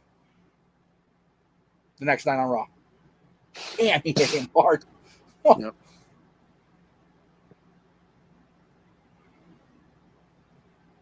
Oh, God, it's so intense, man. Oh, here we go. Not the best GTS of all time, but yeah. Oh. Fame and I literally jumped out of our chairs and slowly walked over to each other and hugged each other when Punk won. That's so cute. Yes. I love that. That's too cool. It was a genuine mark-out moment. It was so cool. I love this pay-per-view, man. I do. It's such a good show. Without telling tales out of class, the apartment is stunned. We're like, oh my God. Yeah. And I'm on the phone, and we don't know what the fuck to think. We're like, oh my God. Yeah, it's intense for sure.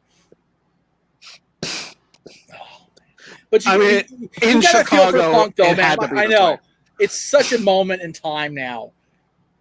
It's just.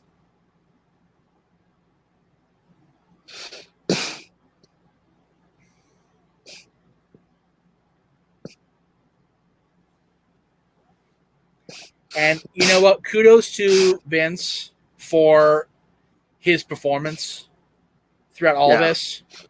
He was on point on this night, man. Oh yeah. Broke the headset right there, by the way.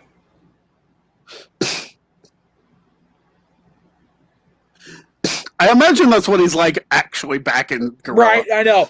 In Gorilla, yeah, he's probably losing his mind. Should NXT have their own Money in the Bank? No, not their own pay-per-view, but they should be part of the Money in the Bank match, I think. Yeah, you can include a couple NXT guys in Money in the Bank. Absolutely. And girls. Yeah, and NXT women. Put in Dakota Kai and Tegan Nox in Money in the Bank. Oh, that'd be solid. Kill each other, throw each other off the roof for sure. On to the second result, so it's okay. Bam! Fatality.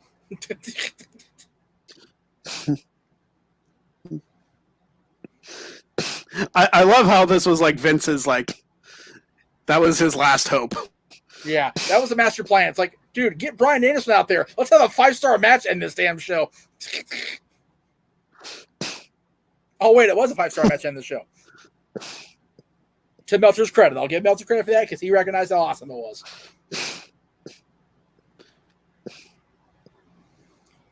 Oh, man. This was probably the last time that I can remember, at least for a long time, that Raw was literally what's going to happen tomorrow. This is a cliffhanger ending.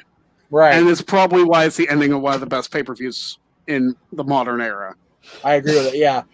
Because you had no idea what was going to happen when they went to Raw the next night. Yeah. Because the freaking championships in the champion's refrigerator. Yep.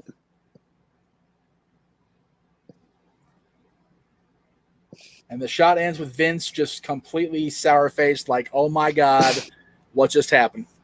Yep. The best work Vince had done since Stone Cold. I will agree with that, 120%. Because the stuff with DX was comical. It was good, but it was this was like, this was dead legit. serious. Like Vince wanted to tear Phil Brooks' throat out of its hole and drain it on his face. Like, he was mad. That's like some Mortal Kombat shit. Fatality. That's right. So yeah, that I enjoyed. I'm so glad we did this. This is a good one. Yes. I enjoyed it. Definitely So let me see what's next. Probably be some shit show now that I did such a good one. Yeah. Next week won't be as good, but we'll be entertaining. The show might not be as much, but we will be. Next week, Stark in '94 version 2. No. Oh, son of a bitch! Next week, special guest host. That's right.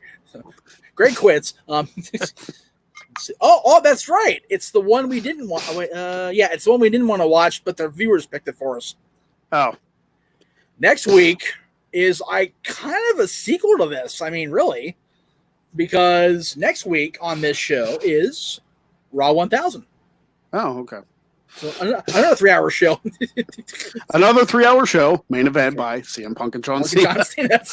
I swear to God, I didn't do that on purpose. You guys picked this one. It's all your fault. You guys did this to yourselves. I picked the one in 2 weeks, which will be brilliant. Yes, I'm looking forward to that 2000s underrated as a mother effer. So yeah, there you go.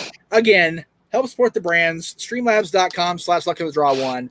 Can't emphasize that enough because we need money. I won't say what kind of money because I got in trouble for that last time. So Craig, he knows. He knows. I know. He knows. All right. So if you don't want to support by Streamlabs, we understand that. If you want something tangible, if you want something to throw over your gorgeous frames at home as you watch our shows with us, then by all means, buy the shirt. Buy the shirt. Teespring.com/Greg Cherry Brand. You can find all those and many, many, many, many more. I believe there's a shirt for every day of the year at this point on Greg Cherry's Teespring, if you figure in all the color choices and whatnot. So it's probably about 365 or so. That might be true. And I'm not exaggerating. That is not an exaggeration. Much like this is not an exaggeration. Yeah. Greg is the greatest trivia wrestling mind of our time, and you should all support him and buy that shirt. You should buy a case of those shirts and give it to your friends. Because your friends all need to recognize what we recognize, that this guy right here is the greatest wrestling trivia mind of our time. Yes. So, and yes, I'm smooching booty. No, I don't care. Will it be live or premiere for next week's show? To be determined. Premiere? Okay. Sure. Okay. For this show. I thought they meant for like Trivia Challenge. Trivia is always a premiere. Always. Yeah, trivia is a premiere. Never live. Yeah, we can't do that one live for we tried a couple times. We tried and it was like, nah. Shit show. Yeah. So if you would like to buy the shirt I'm wearing right now as we speak, you can check out teespring.com/store/Jeff-Meacham-network. You can buy the Wrestling Rewind shirt, the TW shirt, the network shirt, the Meacham's Musing shirt, which again I don't know why I don't have that, but it's not up there, and the Meachamania varieties, of course. Can't emphasize those enough. Social media for Mr. Cherry. At Greg Cherry Brand, Teespring and Instagram. Or Twitter. Or Twitter. I say Teespring. I'm thinking of the greatest wrestling trivia mind shirt. We're live, pal. Shut up. I just so enjoy that shirt I made today. Like, I have to get it. Ooh, man, yes, that shirt, the first Teespring. But yes, Twitter and Instagram is at Greg Cherry Brand. As is YouTube. I don't have a little thing for that, but it is there as well. So don't forget that. We appreciate Statboy following along. Give him a follow on Twitter at LBStack1977. Again, that's 2 Ds, as in double D. The Renegade, you'll see him this week on Downtown Wrestling, where we're doing our top 10 baseball movies, which is always fun for a summer theme. It's because baseball, Usually summer means baseball. It'll be the end of summer this year, but at least it's here, folks. Yep. And of course, you can find me on social media at facebook.com/Jeff Meacham Network and on Twitter and Instagram at _Jeff Meacham. He is Greg Cherry. I am Jeff Meacham saying we will see you guys next week right here on Wrestling Rewind.